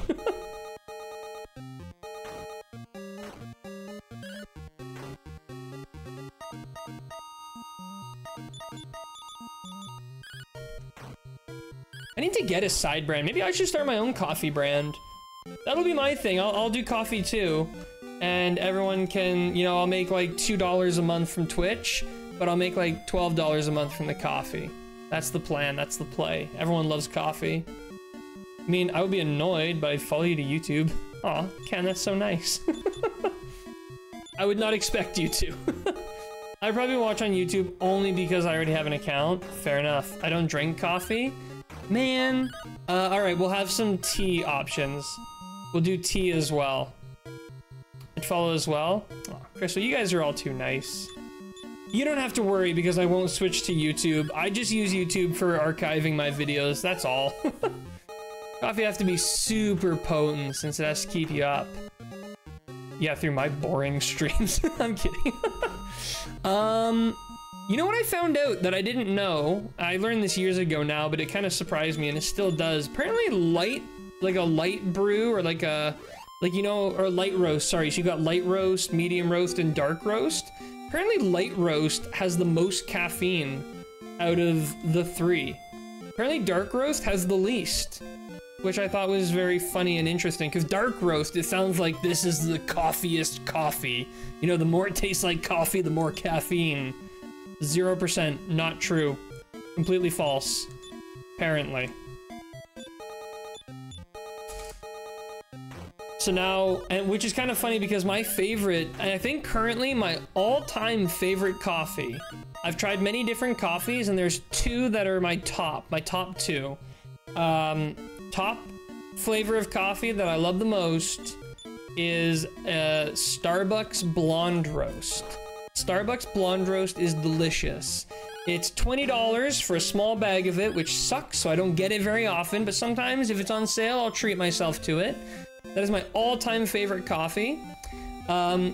Second place after that is Carlin Bros Coffee. I don't know if you guys have ever heard of it, but Super Carlin Bros is a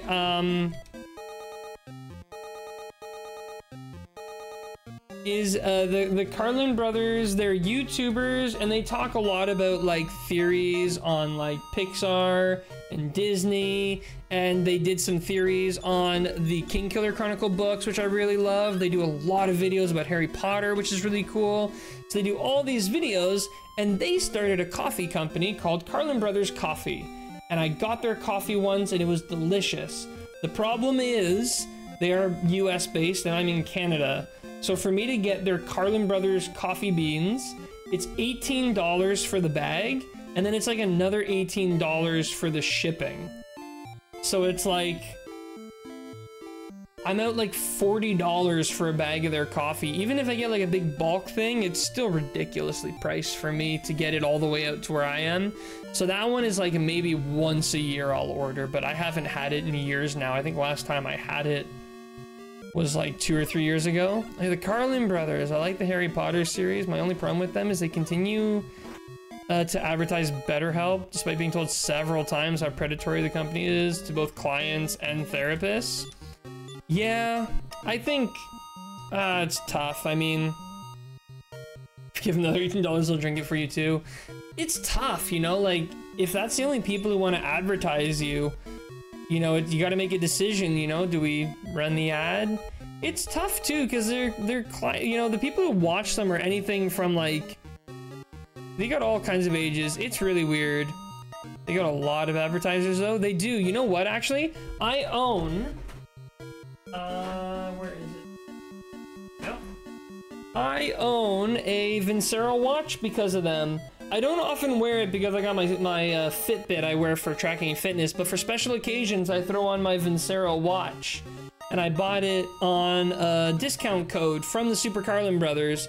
I actually haven't watched Super Carlin Brothers in a long time now, so I don't know where they're at these days with what advertisers, you know, they're using. We might be losing some people here. This is really bad. Come on, team! Where's my attacks? Oh, it's always when I have no health that my guys don't go first. But yeah, I got Vincero watch because of them. I'm so upset about that death right now.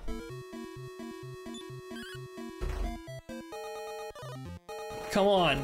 Oh my goodness. That was nearly tragic. I hate that I don't get healing until level 25. This is gonna be oh, I'm still poisoned too. Oh my goodness, what a terrible encounter. I'm just gonna keep running until I can get her back. Wait, I gotta...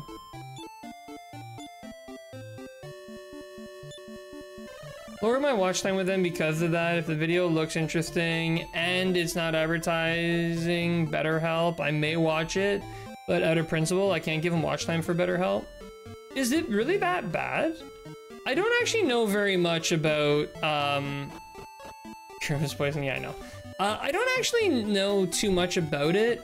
I do know someone who tried it for a couple months, and I think they subscribed for a month or two, and it didn't really get a good therapist, so just canceled it, and that was that. I tried it. Oh, really, Talzan, and it was that bad, eh?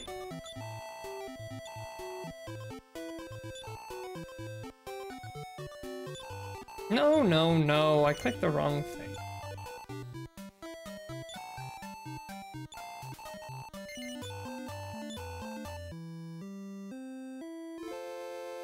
I mean, to be fair, I'd probably be slower too if my ass was chewed up by a basilisk. Yeah. Heroes plays it. Yeah, I just ignore those things for no reason. It's got predatory billing. You're not guaranteed a session once a week, but they'll happily take your money for that week anyway, since it's a subscription. Okay, I see what you mean. You're not guaranteed a session. That's weird. I thought like one of their big things is you are guaranteed. Is that just a lie? That's just false advertisement?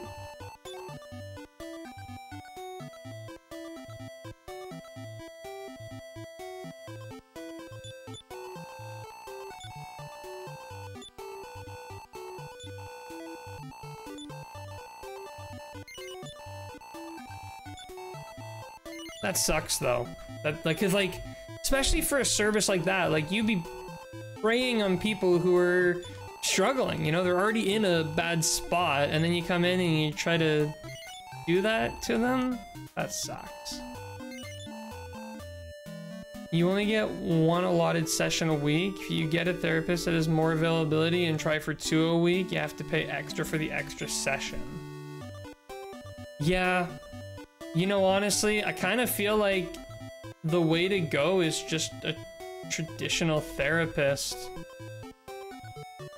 I know it can be more expensive, but it sounds like you basically get no value for your money. Session guaranteed once a week, small print, session not actually guaranteed. Welcome to advertising. Or get a cat. Cats help a lot with that stuff. I'm only saying this because my cat's here and she's looking at me. She's like, where's my advertisement?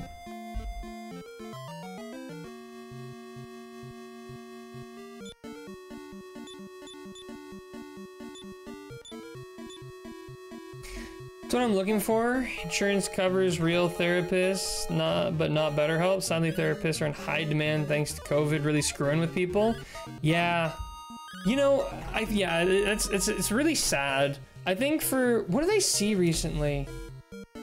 Oh man, what was it? Oh, here it is. I figured it out. Okay, I read something recently that was kind of talking about mental health stuff, and it was basically like, if you feel this, do this. And it wasn't like, it was kind of a catch-all. It's not like this is the way to do this, but it was basically, they said, if you are mad at everyone, eat something. If you think everyone is mad at you, get some sleep. If you are mad at yourself, take a shower. And if you think everyone, oh no, it's hate. If you hate people, eat something. If you think other people hate you, sleep. If you hate yourself, take a shower. And if you think everyone hates everyone, go outside. And that's obviously not like a catch-all, oh, this will solve all your problems, but I thought it was an interesting take, you know? Because it can sometimes be those little points of taking care of ourselves that we miss out on. And I think COVID, you know, COVID made us, forget how to live a little bit. You know, we got so used to the benefits of staying at home that we kind of forgot about what we're losing. We might be getting a kitten soon. I'll post picking your Discord. I think I might have mentioned that before. I don't know if you have, Soup. I feel like I'd remember that. You should definitely post a pic in the Discord. Wish my problem was hate. It's me overthinking scary things, to put it broadly. Yeah, that's, you know, that is challenging, honestly. I can see that. Like, I've had that too. Like, sometimes I'll be like really overthinking, not to a horrible degree, and then I'll just jump in and do it, you know? And then it ends up being not as bad. Which sometimes, like, that's it. You just gotta jump in and do it, but it's tough. It is super duper tough. Like, every time I hate someone, I'd be 1,000 pounds. Soup? Good point. Maybe bad advice. Same. Every time I turn on the news, I'd have to go to a buffet. Oh, I just don't watch the news. Never. I never watch the news. If you watch the news, stop. There is nothing, and I mean literally nothing, you could see on the news that would have any benefit to you from knowing whatsoever. Like, you gotta remember, like, the news literally deals in like tragedy, you know? They just want to make people watch and feel bad, and you will keep coming back. The only thing you can do with the news is turn it off. Never ever watch the news. Watch news, not a good idea. Better off reading it curiously and only if in a good headspace. That's the thing, like, again, like, you know, it's just, unless you're in a position where you can actually do something about the problems in the world, there's no benefit to learning about them. Really, in my opinion. Maybe that's a terrible take. Maybe that's a horrible thing to say. But, like, I can think of some recent large-scale conflicts, and, like, I don't even know how to say what I'm trying to say correctly. It's probably not a good topic to get into, honestly. Me, I mostly want to make sure we aren't at war with people, or if there are any precautions to take during things. I think that if we were at war, like, if there was ever, like, something of that degree, you wouldn't need the news to tell you. You would hear about it through 100 different ways, you know? It would be on every social media platform you use. It would be on it. It would be everywhere. You wouldn't need to get that from the news. The War of Israel, for example, is you life-changing in any way by knowing or not knowing what's happening? Probably not. It's really, really challenging with a topic like that because we live in such a diverse country. Between, like, Canada and the US, it's incredibly diverse, which means that when something like that happens, or the war in Ukraine, all that stuff, it's going to have an impact. Like, it doesn't impact me directly in a way where I'm physically hurting or my family is physically hurting, but, like, I work with people who are being impacted by that. I have friends who are impacted by that. So in a way, I do need to know from that angle. Like, when I work with people who are impacted by the Israeli conflict, like, it has a real impact on, like, the way I have to be at work, you know, the support that I need to give my team. So in a way, you're right, we do need to know these things from a global sense, because it will impact the people around us and in our lives, and we need to make sure we're staying, you know, at least empathetic and sympathetic to these kinds of things. But I don't think people endlessly talking about it in circles on the internet is helpful either. I think it's good to know these things to be able to give real support to people who are really impacted, but I don't think people having hot takes on Facebook is really helping anyone. Heavy topic for Dragon Warrior. This is a very heavy topic for Dragon Warrior. I wasn't really gonna get into it, but the conversation steered this way. I don't know, it is hard. These are very heavy topics, but they are important too, you know? So I think at the end of the day, the most important thing is if you're not impacted, like make sure you offer the appropriate support to those who are. Because these are really heavy things that are really hurting a lot of people. But I think it's just helping in the right way and understanding the right way to help, which can be challenging. I may have helped steer that. Could talk about Dragon Quest Monster 3 coming out soon. Yeah, we could talk about that. Let's see. Has any news about that game actually happened since the demo? Is your life changing anyway, knowing or not knowing that Malroth wants to destroy the entire world? Well, it changed a lot, actually, because I went out on a crazy adventure. All good, it was a civil discussion, which is nice to have these days. Yeah, for real. For some reason, my chat has always been able to have incredibly civil discussions, even when it starts to get a little political, which I'm really grateful for. That we can actually have like a serious conversation for a second and not go off the rails. I like Hargon more than Malroth as a boss enemy, but I like Malroth in builders more than Hargon. Well, Hargon is cool because he's the actual threat. You know, we always hear about, you know, Argon and the evil things he's doing. So it's like, yeah, this guy's clearly a problem. What are we doing? But Malroth, you know, Malroth doesn't get any screen time. He just shows up. And I think Dragon Quest has a bit of a problem with that, and that's why Sorrow the Manslayer is, to this day, the best Dragon Quest villain, only second to Rapthorn. No, sorry, Rapthorn is second to Sorrow. Because, again, like, if you want a imposing threat, it's gotta be always on you. Don't mean to have it end or move the conversation. Just a funny observation to me. No, that's true, Ken. Honestly, probably good to move on anyways. Corvus is great. Corvus was good.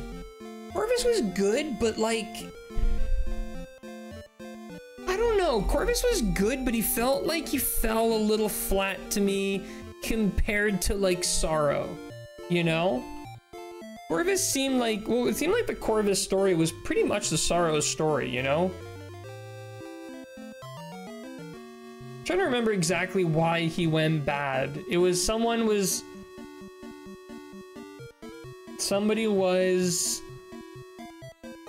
I think he was with the humans, and I think a girl he liked got killed. Was that it? I don't fully remember. Someone who saved him was murdered. Right. Yeah.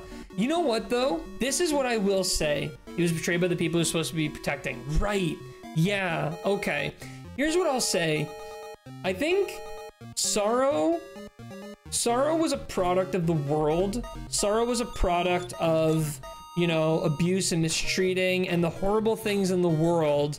And I think it's really cool to hear the world is always talking about him. And like, that was really, really crazy. And I think Sorrow was one of the best boss fights. He was one of the best final dungeons. Everything about Sorrow the Manslayer was amazing in gameplay and in practice. Corvus, while I think he didn't necessarily work for me as a direct villain against the world, he worked as an incredible parallel to the player and a real statement on what it takes to be the... Oh my goodness, what's the race of angels? What's the race? I need to replay Dragon Quest IX immediately. I forget too much. Celestian, thank you. Absolutely, very much parallel to the main character. Yeah, so like, Corvus was an example of like what was seen as an ideal Celestian who failed, and the hero was more of he was a weak nobody. He was a whatever celestial but he overcame every trial, and he basically had to sacrifice everything to save the world. And that was where him and Corvus differed, was that Corvus failed to sacrifice everything to be the protector, whereas the hero sacrificed everything. And it was really just a cool parallel. The only reason the hero overcame Sorrow was because he was willing to sacrifice, whereas Corvus failed to. Having played 9 since the year it came out, ooh, that's a while. Sorrow, let me go back up here a little bit. Sorrow is one of my favorite boss fights too. I will say having 3 party member limit in battle is fun too, which is where Dragon Quest II holds my heart some. Wish modern games gave us an option on party limiters similar to Draconic quests.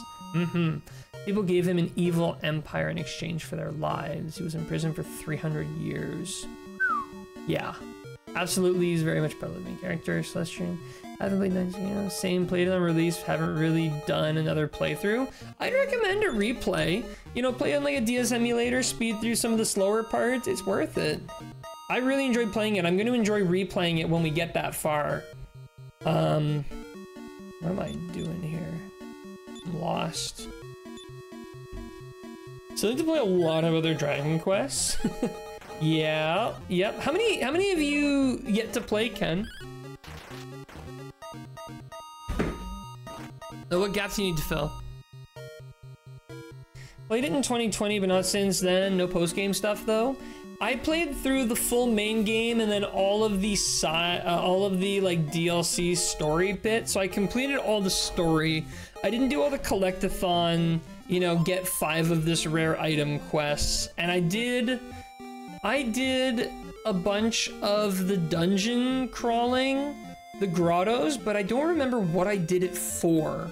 I was doing it with a certain goal in mind, but I don't remember what that goal was. I don't think I did it just to do it.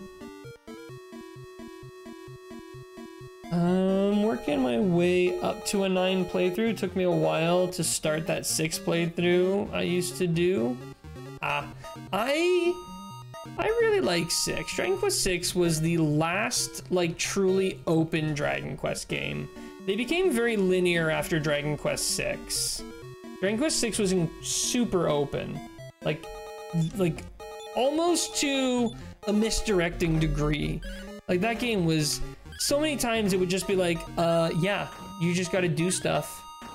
I have played 3, 10, and 11. Oh wow, Ken, you got a lot of catch up to do. Do challenge runs in 4 and 5 still, and soon 6. Just would be nice to make some of them more easy to limit, like not having the hero be alive to recruit Ragnar, sort of thing. That's the thing, you have to have the hero be alive to recruit Ragnar? I actually really love the Canuck only challenge run that people do in this game. I think that's really funny and really cool.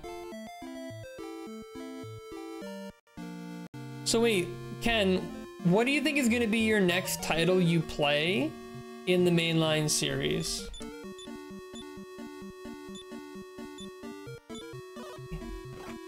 Oh wait, yeah, you probably love that one. 8 and 5, top 2 for me. Easily top 2. Wit and Courage have served thee well, for Varia is now level 14. We've got to be a high enough level. We can totally do it. Ooh, I don't know. Play 5, Ken. Play 5. Use retro achievements to experience Dragon Quest in new ways. You know what? Retro achievements has been recommended to me before. I'm so slow with games. No, I hear you, Ken. I am criminally slow with games. I haven't played a game all weekend. This right now is the first gaming I've done all weekend.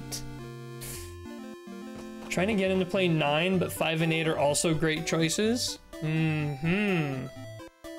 At least with 9, you could play it, like, you could actually get a cart and play it on DS pretty easily, honestly.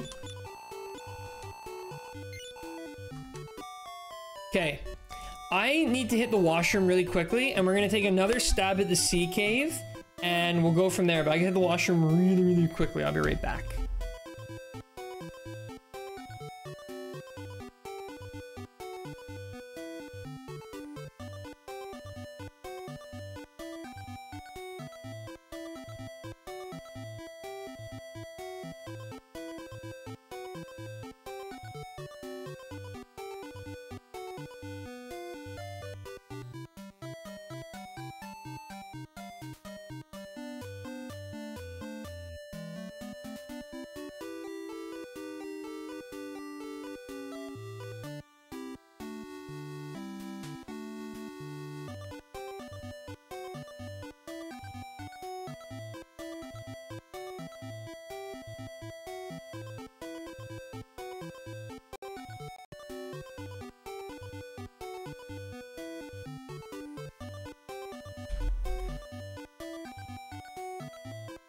I'm back. I want to save 9. Save 9 for last, or for when it may not be remade. I think I want to stream 9? Absolutely, Ken. Ken, live stream your playthrough of Dragon Quest 9. Please, I want to see that. Oh, I want to see that so badly. Am I, you know what? Here, let me just make sure. Okay. Ken, I'm following you on Twitch so that when you go live with Dragon Quest 9, I will be there immediately to see it. Let's do a save here. What am I looking at? 2600 for Cobalt. Almost there for Ortho. And like 8k for the Princess. Let's make a save. And let's get into the thing. Gonna solo as a person not party or try for the team up with people.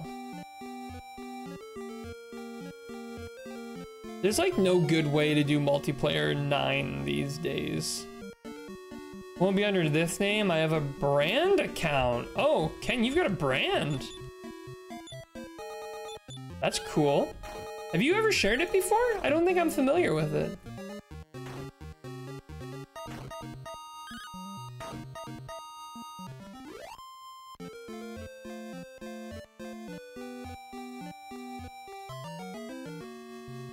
Should have put on repel or something.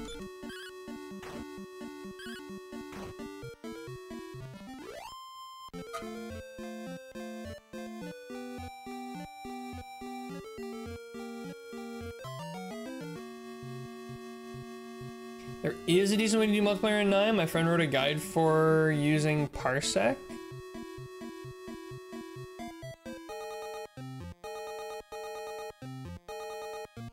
Is that the method where...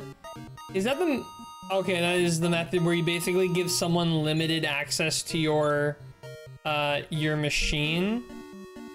I don't know if I like that method. It seems like a lot of work. Let's use a good computer internet connection. The people with live session using Celtic Silver Steam local. Yeah, I don't know. It seems weird. The guides seem pretty streamlined. That was something to keep in the back pocket, maybe. The people who'd done it and loved it. I know Crystal had tried it, and actually I remember who was live streaming that. Somebody was live streaming that, and it looked pretty smooth.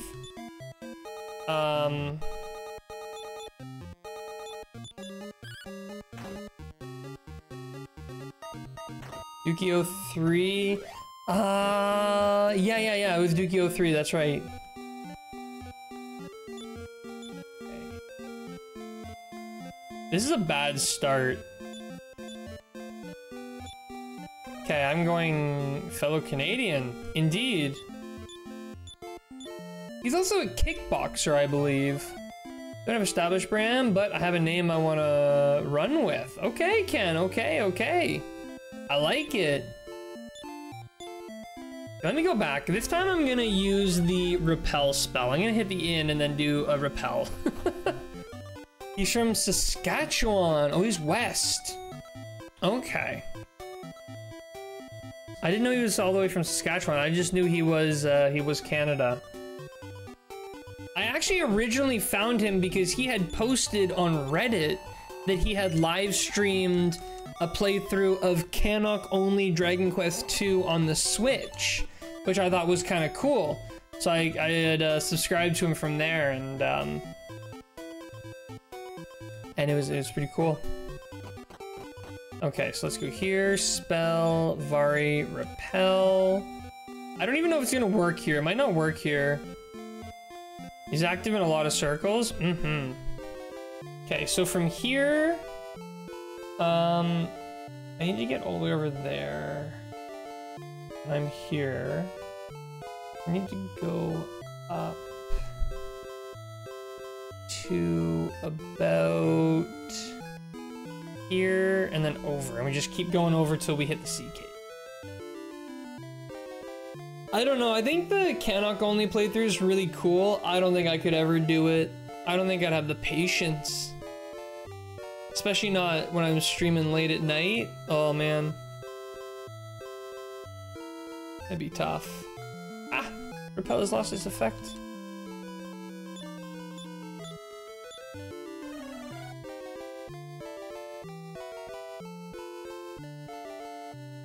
Sea Cave! We made it. Could have been a little higher, I think. Ooh.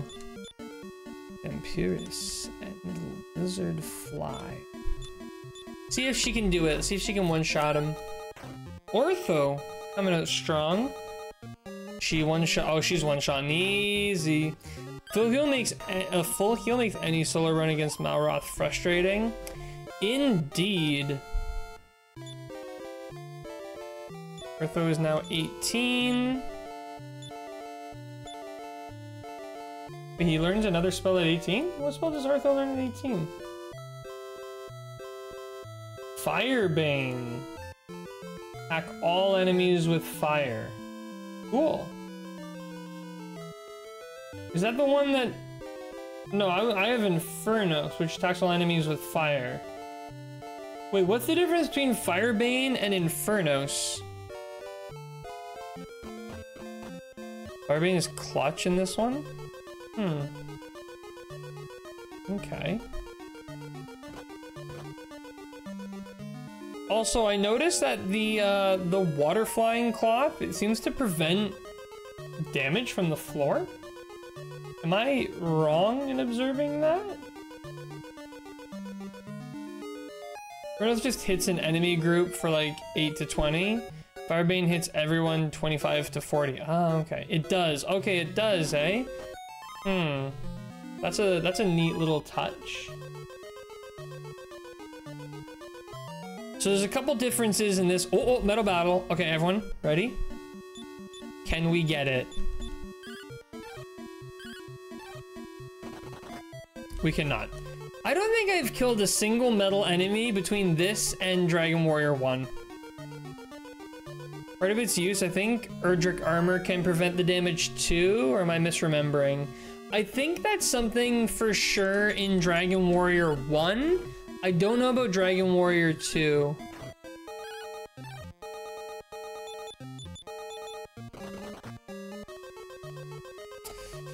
Didn't get it.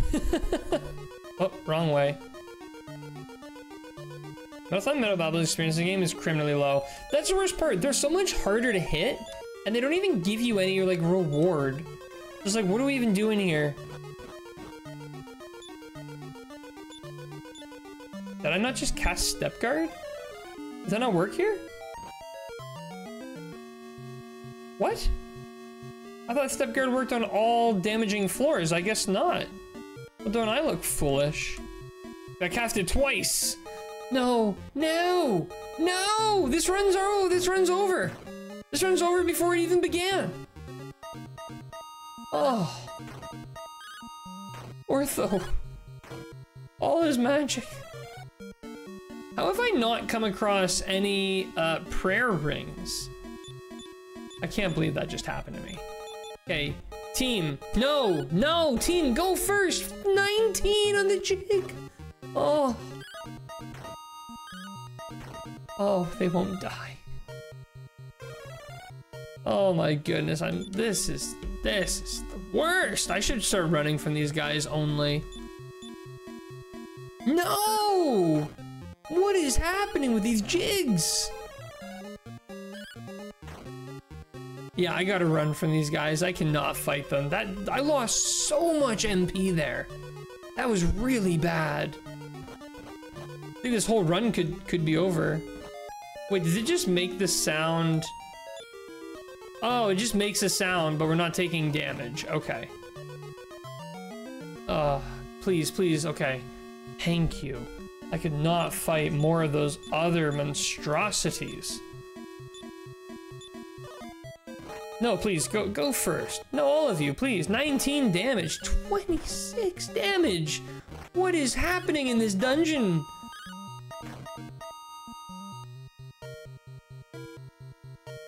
No, why would it? I'm speechless about this encounter right now. I'm speechless about this whole dungeon. This has been nothing but bad luck since we got here. Okay, Varia, go. Never mind. Dodge the blow. You know what? I'm not doing this fight. This fight is lame. Of course there's no escape. What is happening? Yeah, there's trouble when they walked in. Alright, Talzan. With the... I've lost every spell. No, I haven't. I can always go and revive one of them. With the Leaf of the World tree. The only problem is... I'm completely chocked full of items. Silver key doesn't come up too much. Let's just throw that to Vari.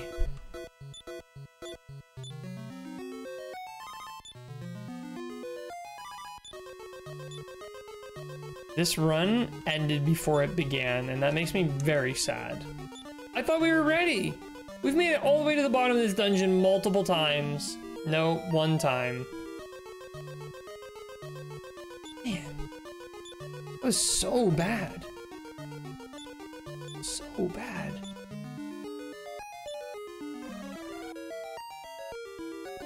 This one has taken its toll on you. How many other songs will I reference?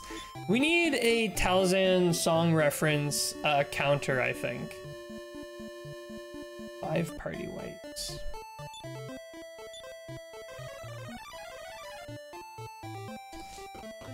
Oh me, oh my. This church is gonna make a fortune today.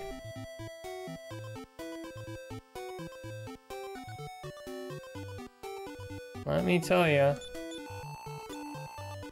I don't even know what the recommended level is for this dungeon. It is beyond me.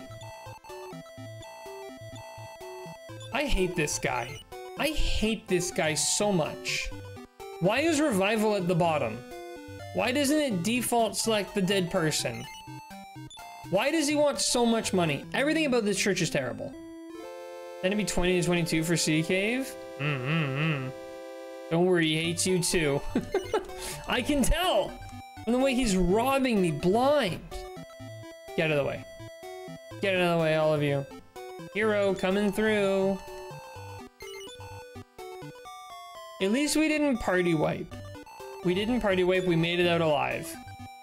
Going straight back in.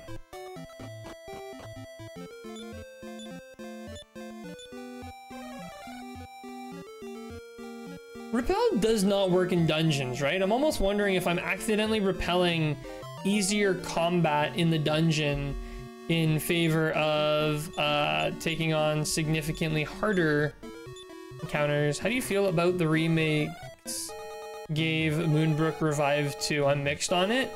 The thing is, the remake didn't just give them Revive, it also changed it to the modern version of Zing, which is you can use it in battle and it's got a 50% shot to work.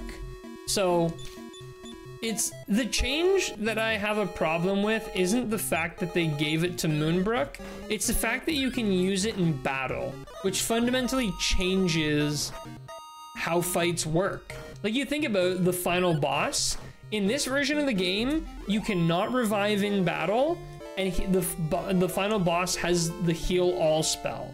In the remake, he just has heal more, and you can revive in battle.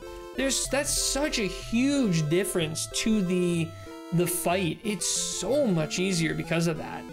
In this, like, defeating the final boss in this game is an actual feat. Over we go.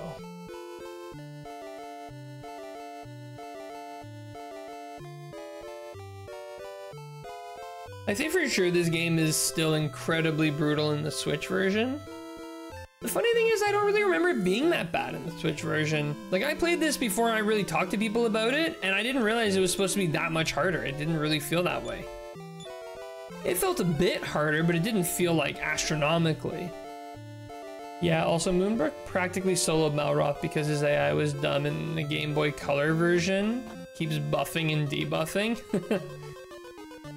They give Kazing in the remakes, not Zing, so the revive is 100% and full HP. Malroth and Switch does have a lot more HP.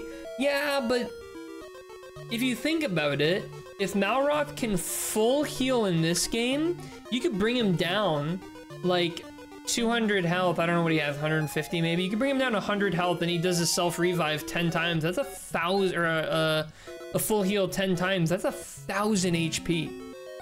So, you know, he kind of has more in this version because he heals more, which means you have to burn through more health, which is the more important, the wrong way, more important metric. Oh my God, this is a terrible encounter. I do not want to do this. I'll do it anyways, I just don't want to. We're gonna keep our attacks targeted, one enemy at a time, take them out. Stop spell, totally fine with me. 13 health? Increase across all enemies? My team going dead last in turn order? 17 damage! Holy goodness! I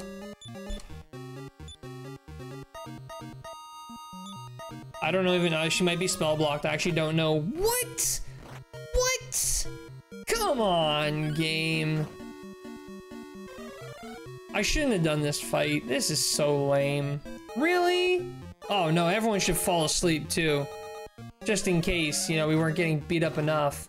There's like 5 guys here.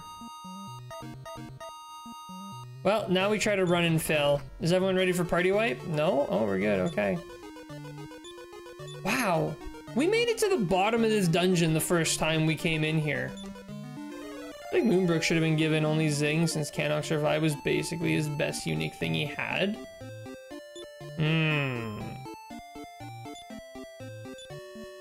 Yeah, I know. Yeah, I guess so.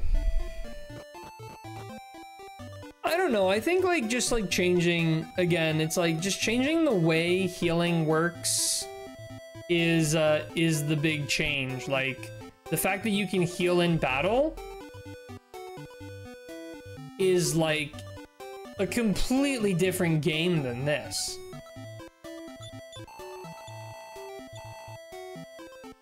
This guy can rot. He has so much to say, so I spam A and then I select the wrong thing. I hate this guy.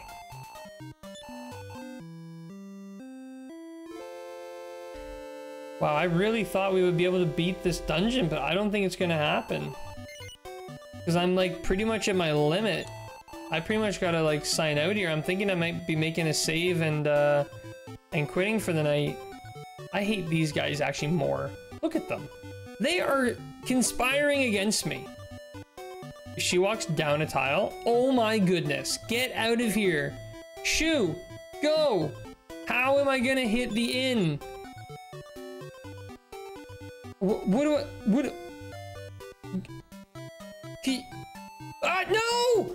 Oh, yes. Oh my goodness. This game is actually out to get me today. I take everything back. This is so hard. This is so hard. I can't even get to an inn. What is happening in this game? They're definitely trolling you. They are. They really are. Man, I think this is gonna have to be where I call it for 2 reasons. 1, it's after midnight and I gotta work in the morning. 2, this game is being really mean. This game is being like out of its way mean, especially with that dungeon. Like first time I get in, it's like, oh, you can get to the end, 1 shot, boom, 1 round, you're dead. Then next time I get in there, boom, you step in the door, you die. Then the next time I go in there, boom, you step in the door, you die. Then I'm like, all right, well, can I at least like sleep at the inn? Boom, no you can't. These guys are running in circles trolling you. Oh, I need sleep. I need to get out of here.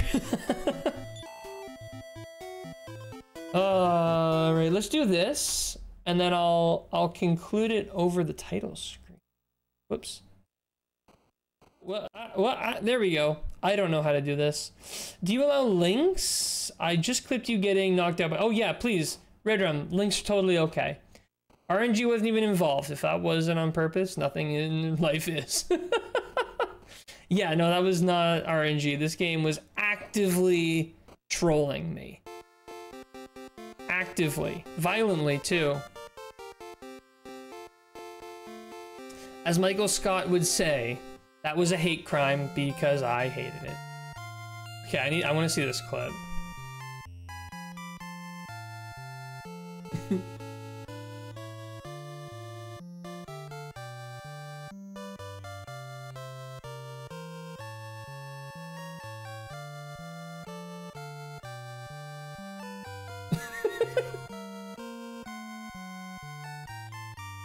Wow, that was a solid 20 seconds of torture.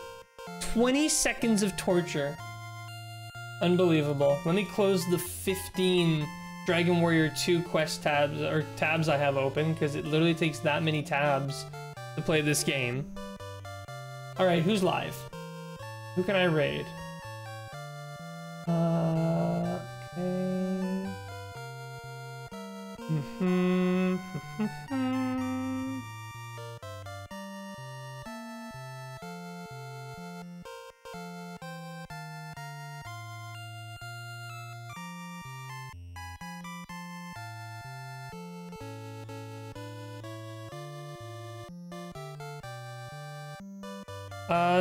Let me see here. Actually, you know what?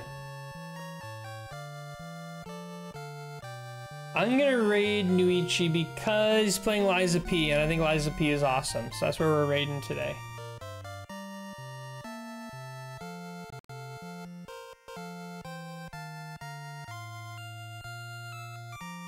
Alright, raid's kicked off.